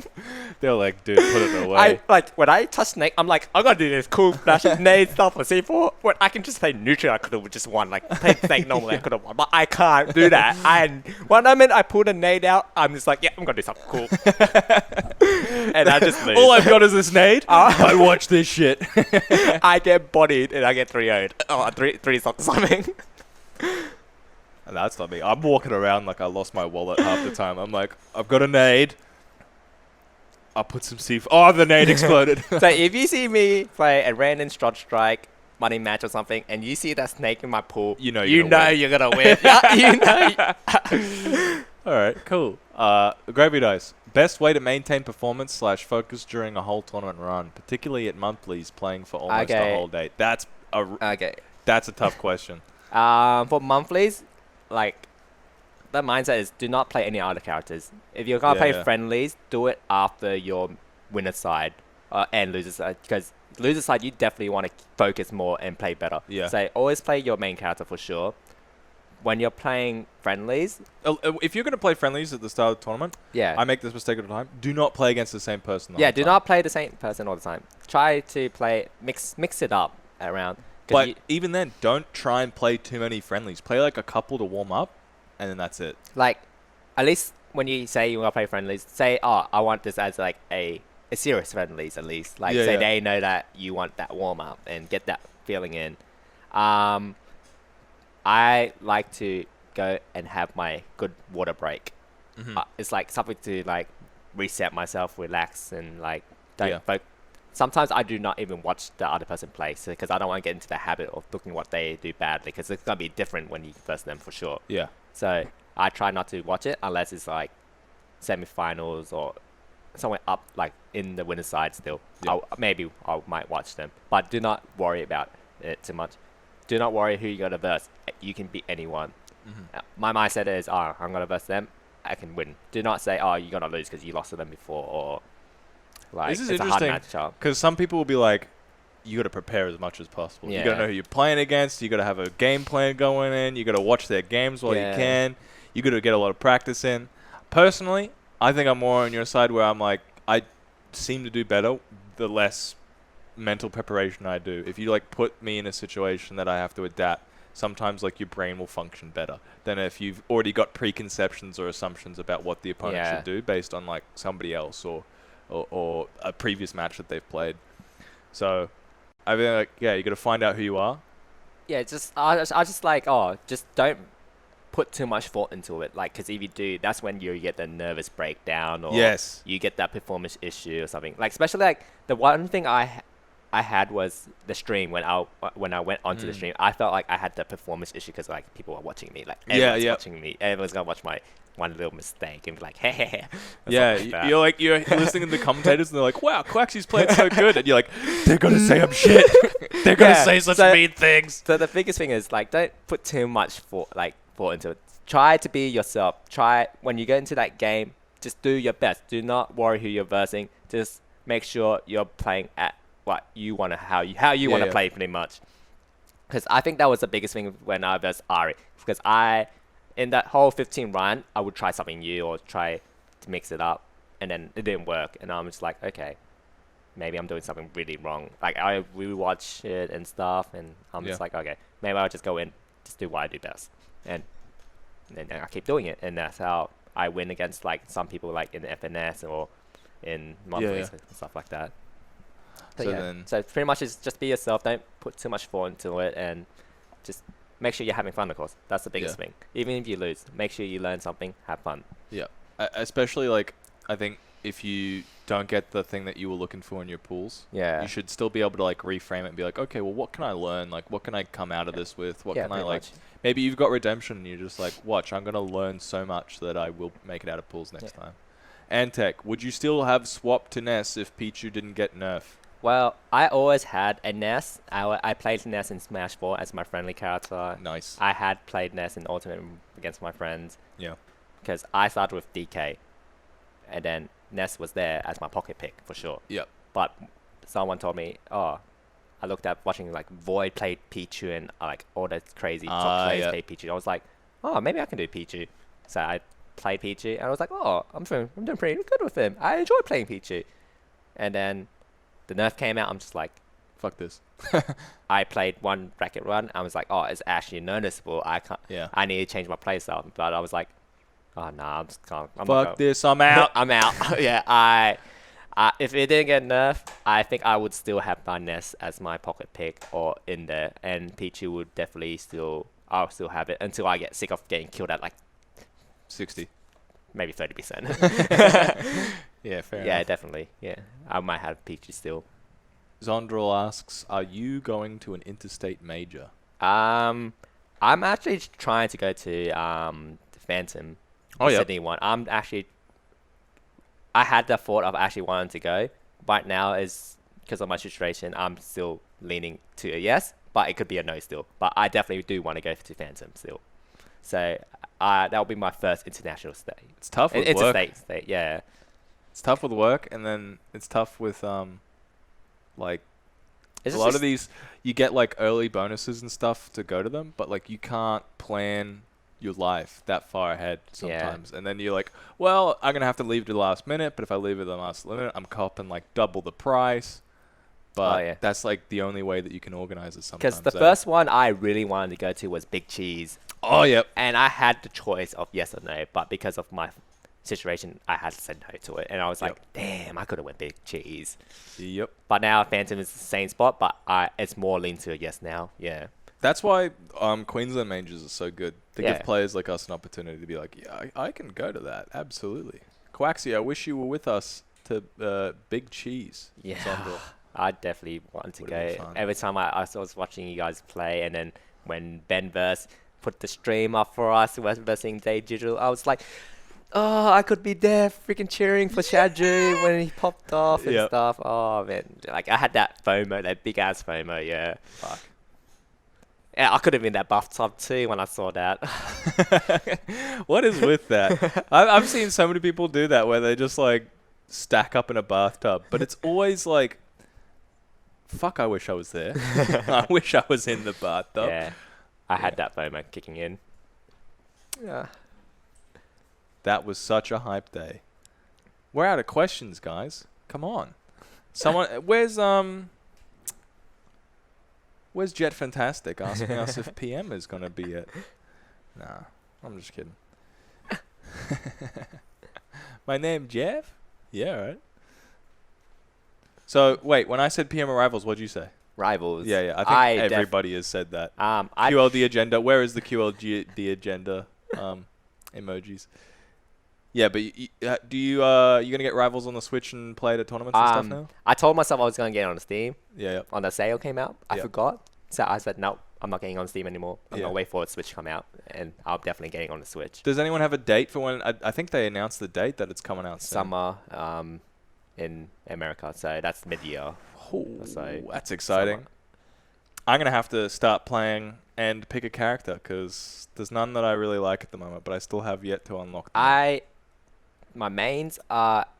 I don't have a main, but I really enjoy playing 2 characters so far. And that's the Sword Dude. Yep. Whoever his name is. Yep. Sword Dude. That DLC Sword Dude. And the Sea Dog Savannah, something like that. Yeah, It yeah. starts for S, but I enjoy playing them too so far. For Those sure. are both the DLC. yeah, it's both DLC characters. I gotta get the DLC. I liked Piss Bear a bit. The polar bear. Oh, that was my first actual character. And Yeah. Omta was teaching me some cool stuff. I think it was Omta or Concert. One of them were teaching me some cool stuff, and I was like, "Oh yeah, it's so cool." Yeah. I just love the whatever it was where you grab them you and grab throw them, you throw them down. out. Yeah. Oh, because I was watching Nijima, and Nijima definitely has played this before, and I Yeah. beat him with that move. No, he will go to his dying breath saying he's never played the game before, but we know he's definitely played. Maple Bay. Maple's pretty sick. Maybe I should play a bit of Maple. Is that the little CD one? Yeah, the CD ferret I thing. think Console thought that I was talking about that because I was like, oh, it's some animal dog thing, and he Yeah. thought it was Maple, but it wasn't Maple. Nah, it's the DLC one. I remember when Kwaksy destroyed me in my first time playing Rivals at Roa. Hey, it would have been my first time too. What is something that you really like that you wish more people knew about? Oh, I don't know, because I'm an RPG player. Oh, yeah? I don't know. Well, I like be what anything. gives- It could be it could be anything. What do you like? Like I was into art a lot. Oh, yeah? Definitely was into art, but people know about art, so it doesn't matter. Maybe Well- if it's like a game, like, have you played like Rune Factory and stuff? Like No. on the so they're like RPG based or like life simulator kind of. Oh, yeah. It's really fun to play. Like it's like a life kind of game, like Animal Crossing and. Oh, Stuff. I call them village simulators. Oh yeah, like but yeah, like so you have like you're the one player and then you can like go out do like adventures and stuff and then you can come back to town and like interact with the village and stuff. Like, Yeah. and you make one of them your wife or something like that. Or Yep. like something like those kind of games. I really enjoy those kind of games. I played one recently, Graveyard Keeper. Graveyard Keep. Oh yeah. Yeah, that one was pretty fun. I thought, I usually don't get into them. The other one I played is My Time at Porsche. That one was pretty good. But what I'm playing now, you said you like RPGs. I'm playing Star Wars Knights of the Old Republic. I have not played the Star Wars series at all. Yeah. You game. It's pretty good. I'm more of the. I think I'm more of the JRPG, the Japanese style, like Final Fantasy and stuff. Fair yeah. enough. You were talking a Like big... Breath of Fire. You would absolutely love the shit out of Shadow of the Colossus. It's not really... I still can't believe I haven't not played that. It's yeah. so good. I think the remake on the PS4 is the best way to play it. But you know, it ran on the PS2, so there's PS2 emulators. Yeah, it's definitely. I have played the PS simulator, so. Yeah, there you go. So you get it on that. Knights of the Old Republic overrated. Sue me. I don't know. It's a pretty good RPG. I don't usually like RPGs. I like strategy games. That's my like. Oh, I definitely love strategy games. Definitely. But I don't like competitive strategy games. I like real-time strategy like Warcraft. Yeah, and yeah, Starcraft. I don't No, like those. I can't play that kind. But I can play casually. I love those games single player. I feel like they're so underrated in single player because it's like really the difficulty is never too much of a problem, but it's always you get to make up your own strategies. Oh yeah. And then that's you true. can just roll with them. There's some really good ones. What are they called? There's a developer that made 3 of them. They are like remakes of Baldur's Gate, and I've never played Baldur's Gate, but apparently it's pretty good. Maybe somebody knows it. Just Google remake of Baldur's Gate game, and then say it in chat, and I'll know what it is. Roguelikes, pretty good. Jedi Academy, Battlefront, Republic Commando, best Star Wars game. I don't know. Republic Commando is pretty overrated, but Battlefront is insanely good. Switch game. Which game are you looking forward to most in 2020 for the Switch? 2020 this year. Yeah. Definitely Animal Crossing for sure. Definitely enjoyed the series. So I don't know what other Switch games are coming out this year. Actually, I haven't even played It's the Zelda Breath of the Wild, so I can't Yeah. say Breath of the Wild 2. So yeah. Apparently that Uh, one's really good. That got in the top 5 best games of the decade on IGN. I saw it and I still don't own the game. I don't know in GTA 5 Oh either, yeah, but that one was number 1. Mystery Dungeon. I actually do. I haven't played the first one. So I was actually looking keen to play the remake. So, but I still think Secret Animal Mana. Crossing is still my go-to right now. Secret of Mana, did you play that? Oh, Secret Mana. I definitely play Secret Mana. Remake's coming in April apparently. Oh, There you go. Yeah, 2020. I'd like you might not know what's coming out, but 2020 I guarantee will be like the biggest games. I swear to God. definitely a lot of good games. Gravy Dice first ever game console. First ever game console. It was the PlayStation 1. No, for it wasn't me. PlayStation. It wasn't Nintendo 64. It was the one before Nintendo 64. It was. What's the one with the Mario? Is that NES? Is that NES? Super Nintendo. I don't know. S, SNES. there we go. S, SNES. S. Yeah, that was my first console. Super Nintendo Entertainment System. But I was really, with the Mario. it was funny because that was my first console play, but I was probably like 3 or 4. Right. I don't know how old I was, but that was my first console. Does PC count? PC. Like PC games? Because the first game I ever played was Doom. Yeah, that is a console. PC is a Okay, console. cool. Yeah. I should not have seen it with my 6-year-old eyes, but my dad was like, "Watch this." Actually, I wasn't even 6; I was 5. SNES had the Mario. Yeah, it had the Mario. They the first all have Mario. The Mario. No, it was the Mario. You can go play it at Netherworld. Oh yeah, you Yeah, they got that shit pumping. Went there just around the rainbow. It was pretty cool. It was First funny. time. I've always sucked at Mario, even when I had it on Game Boy, right? But then I got crunk, and then I started playing it. I like fully completed the game. I was like, "Holy shit, Yeah, Super Mario!" Mario was a pretty good game. I think Mario wasn't the first game I had. It was Sonic. It was actually Sonic. Oh, It was really? Weird. Yeah, it was Sonic. It was kind of weird. Sega. I can't even do it. Sega. And then I had Mario. Pretty Who do you like more? Mario. Mario, We were definitely. talking about like definitely, Mario. definitely Mario. Galaxy. Super, Mario. yeah. Galaxy was so good. Galaxy's your favorite of the Mario series. His entire Smash scene, Netherworld shills. No. Hey, Kaidash, you asked me to shill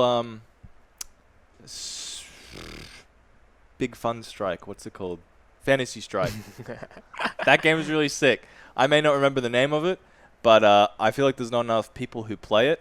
Definitely. We need to get people into Australian seems actually really small. I have checked it out because I'm in the Discord with Kaidash. He's trying to make it big. It's actually pretty decent to that, knowing that is a actual scene for it. that. Yeah. We need to get it going. Yeah, it is. There's some like, if you like titties, you got that.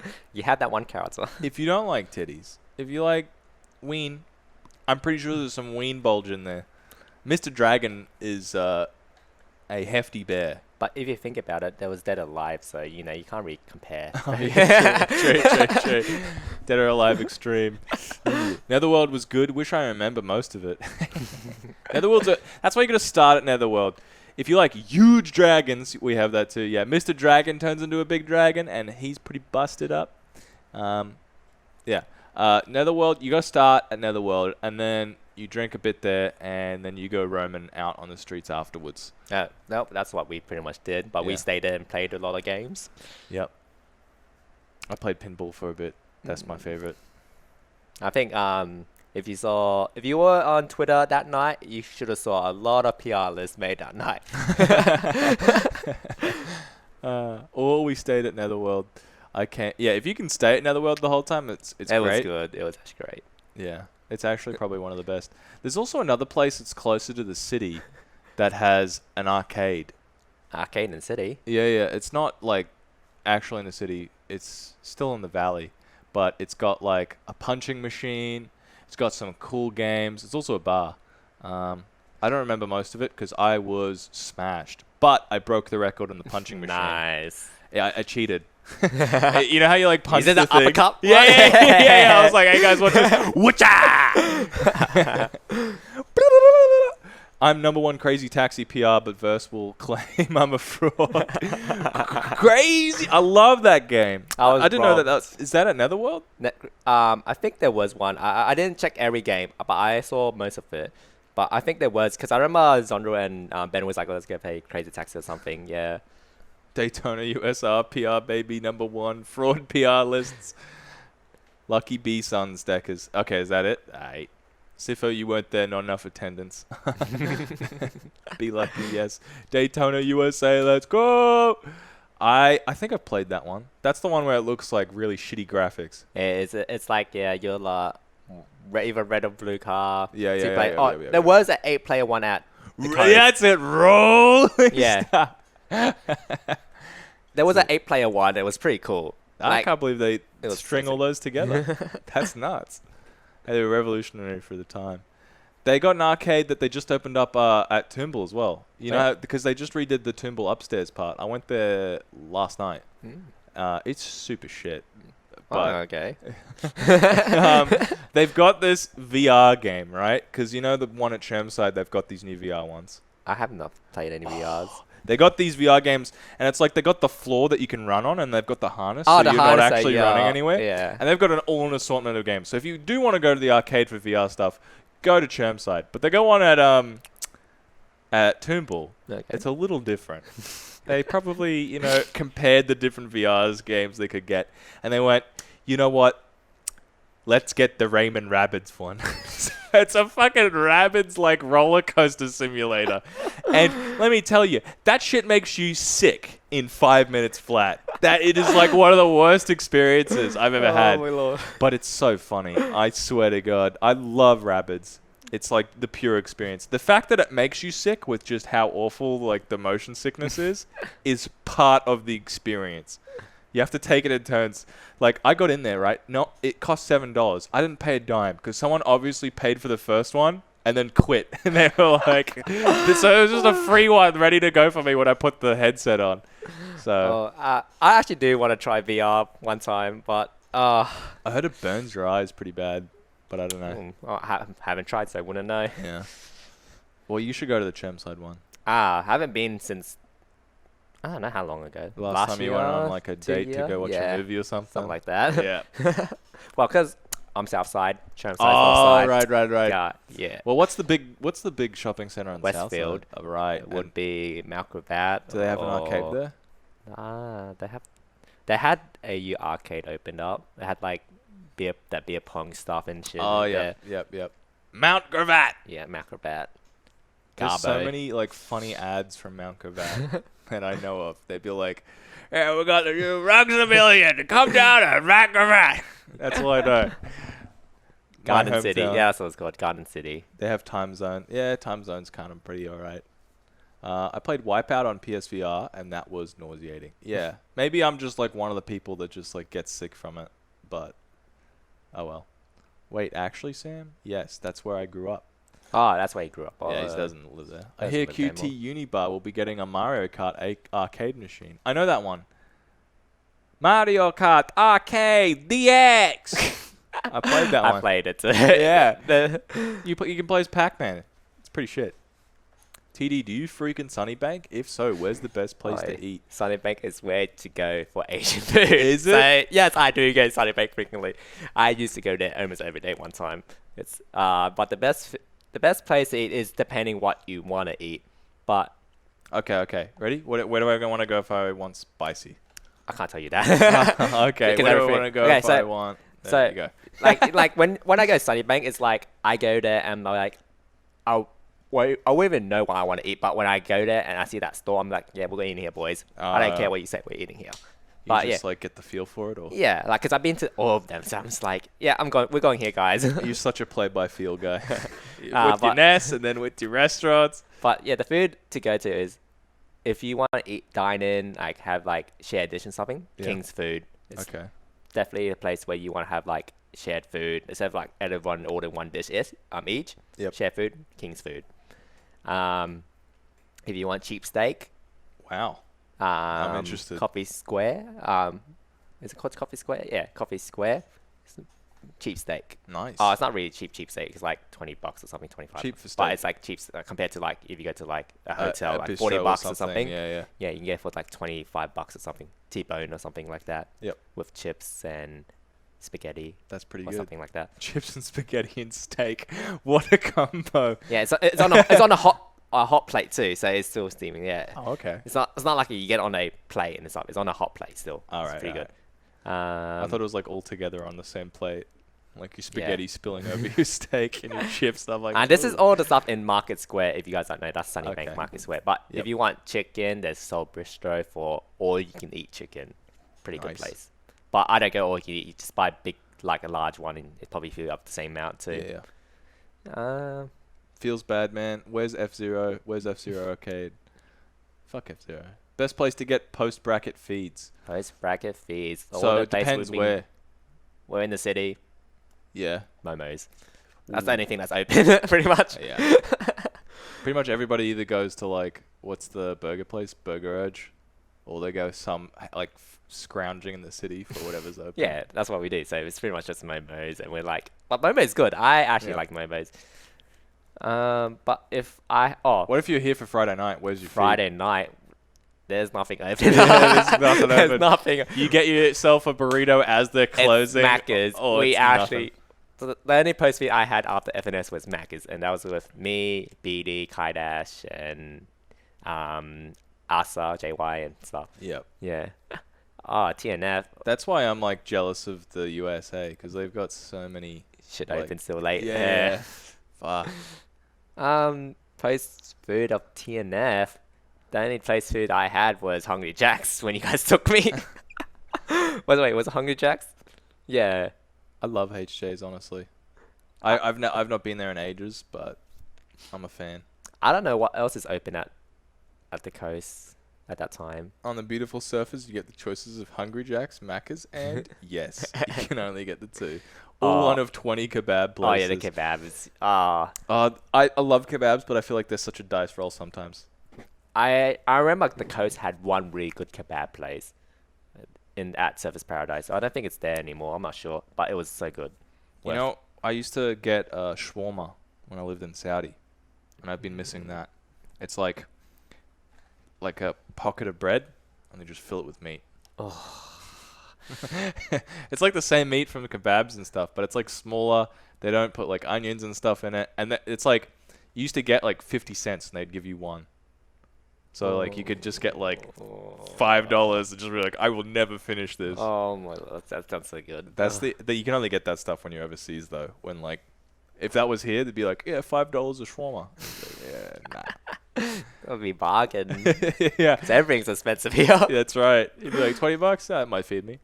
Best kebabs at Surface is Shiraz Modena. Which Let one's it be that? known. Whereabouts is that? I don't know names. I just know the kebab Yeah. shop is a kebab shop. The only ones I know Where is is like, its location? like a name of kebab is like the Sunshine or whatever you call it.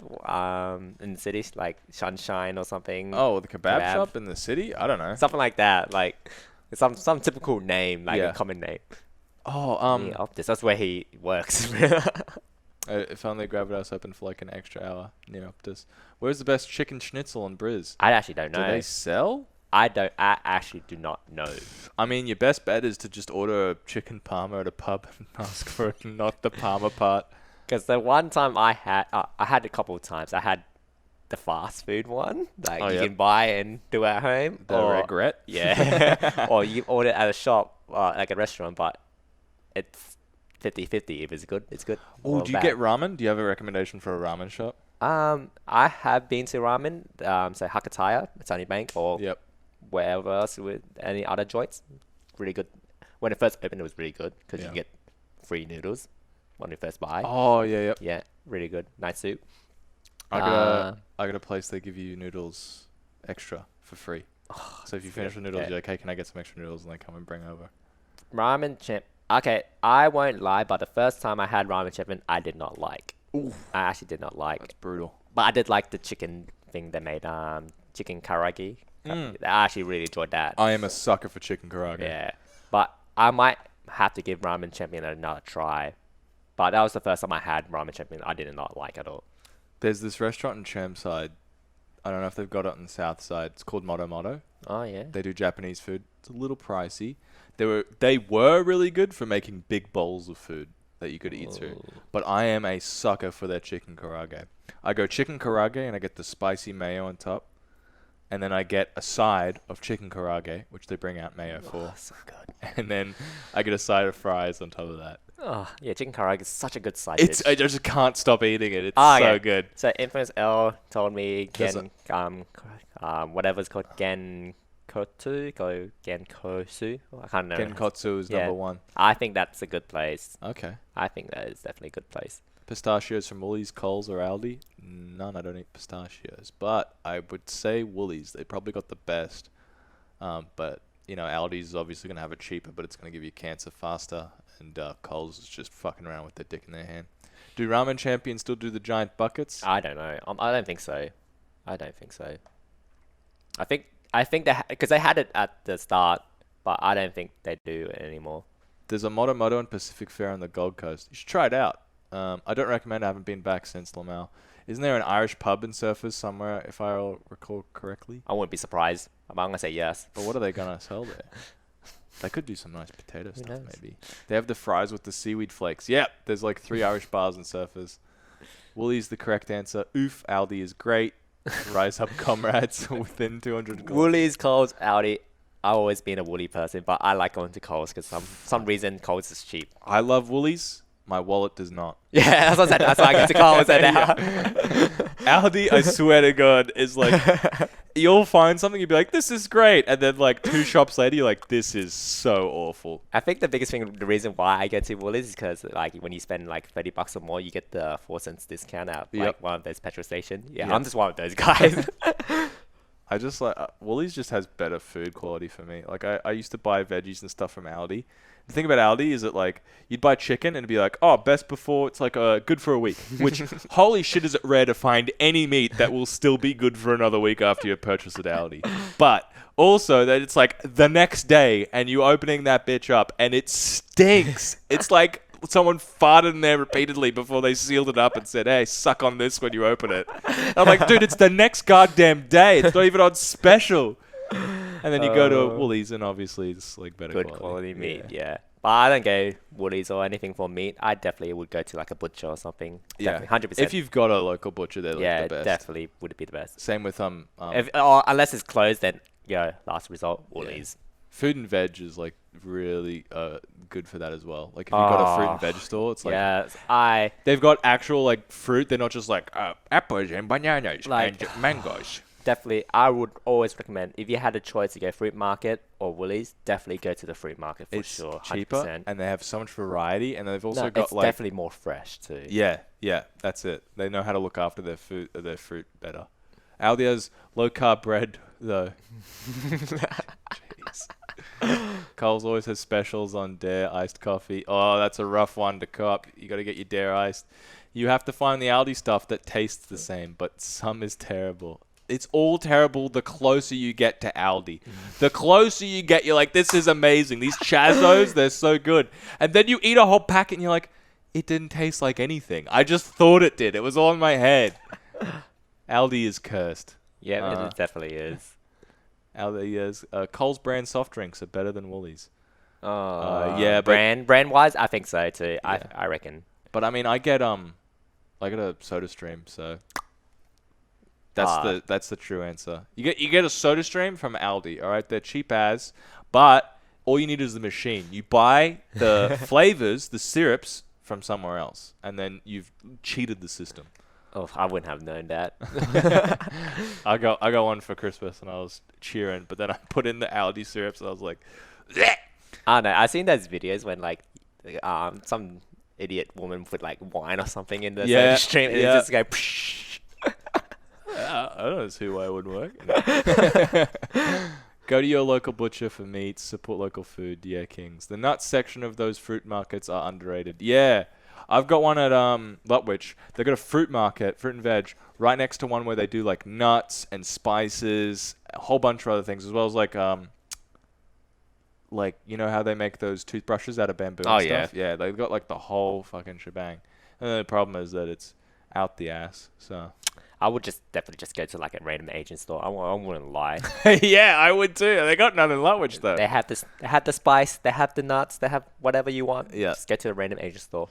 There was one when I was living with my grandparents in Roma Street. Oh yeah. You like go down the corner. There was one like hiding, like in like the Roma Street area, and like they had like energy drink up the front, and then at the back is like cooking spices and shit. Like it had the full variety that I needed in my life at that time. I was like, this is amazing. I would always tell you what, if you want cheap stuff, just get to an Asian store. Yeah. It's cheap, it's good, and it's worth it. Like It's actually the best. You can't get anything better than that. At QT Kelvin Grove, they've got an Asian store that I used to buy these spicy, like, I don't even know what they were. They were just like chew sticks. They were just chewy and super spicy. I ate the shit out of them. And I miss them so much, but I've just not had a reason to go back to Kelvin Grove in so long. Oh, why? If someone can get me one of them, I will pay you double the price of them for them. Ah, yes.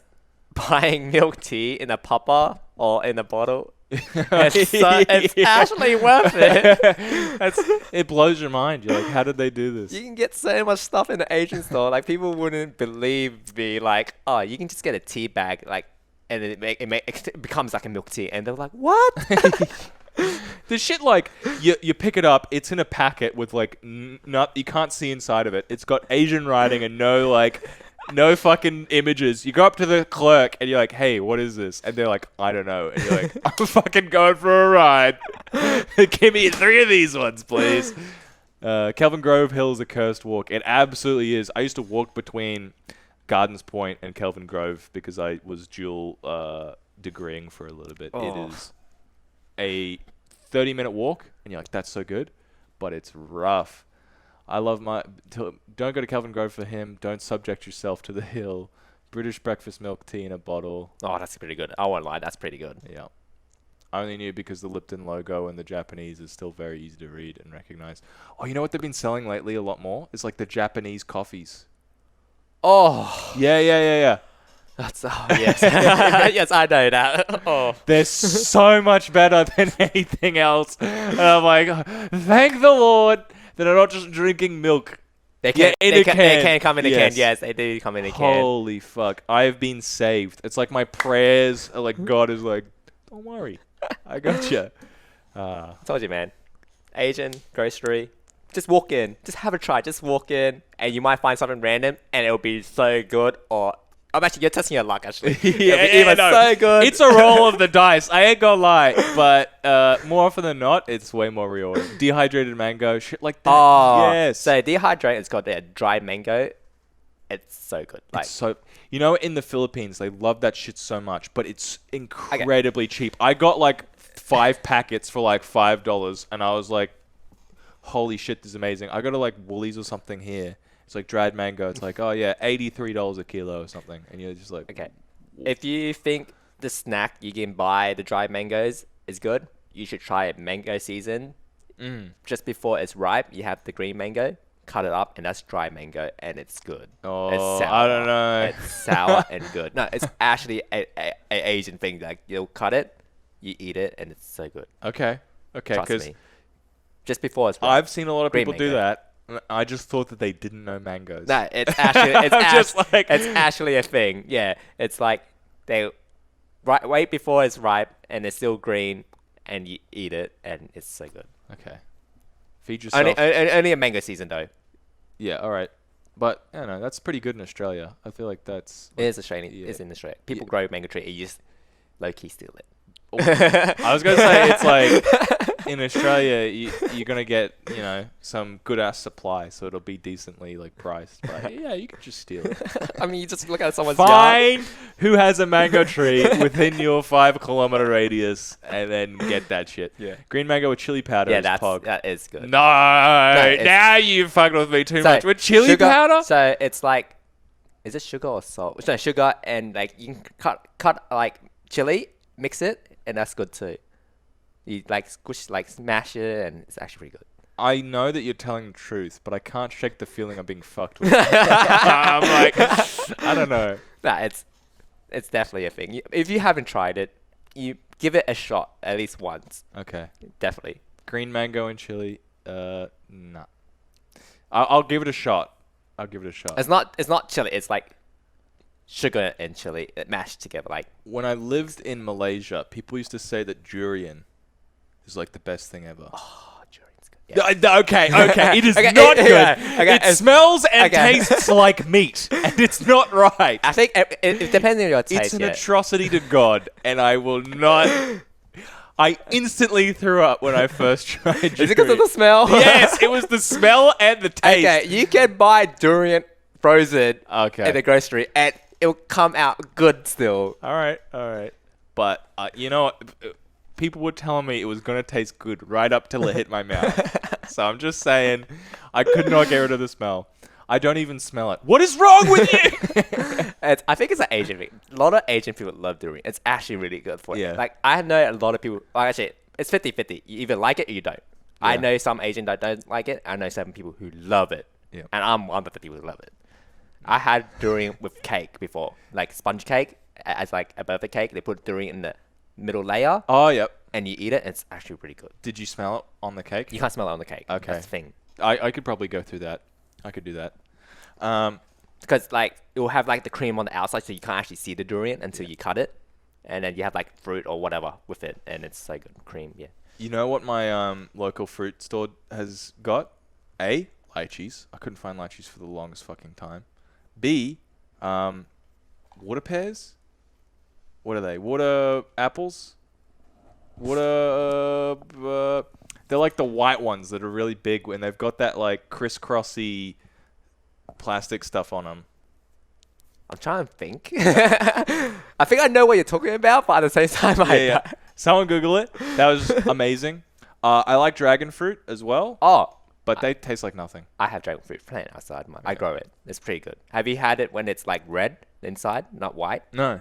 It's different. Does that have flavor? It's different. Yeah, it's Yeah. slightly different. Because I feel like dragon fruit, it's really yummy, but it's got like not a lot of punch to it. So I'd be like, why It's- do I pay it's like water, $12 for dragon fruit when I could pay for watermelon? Yeah. And then, yeah.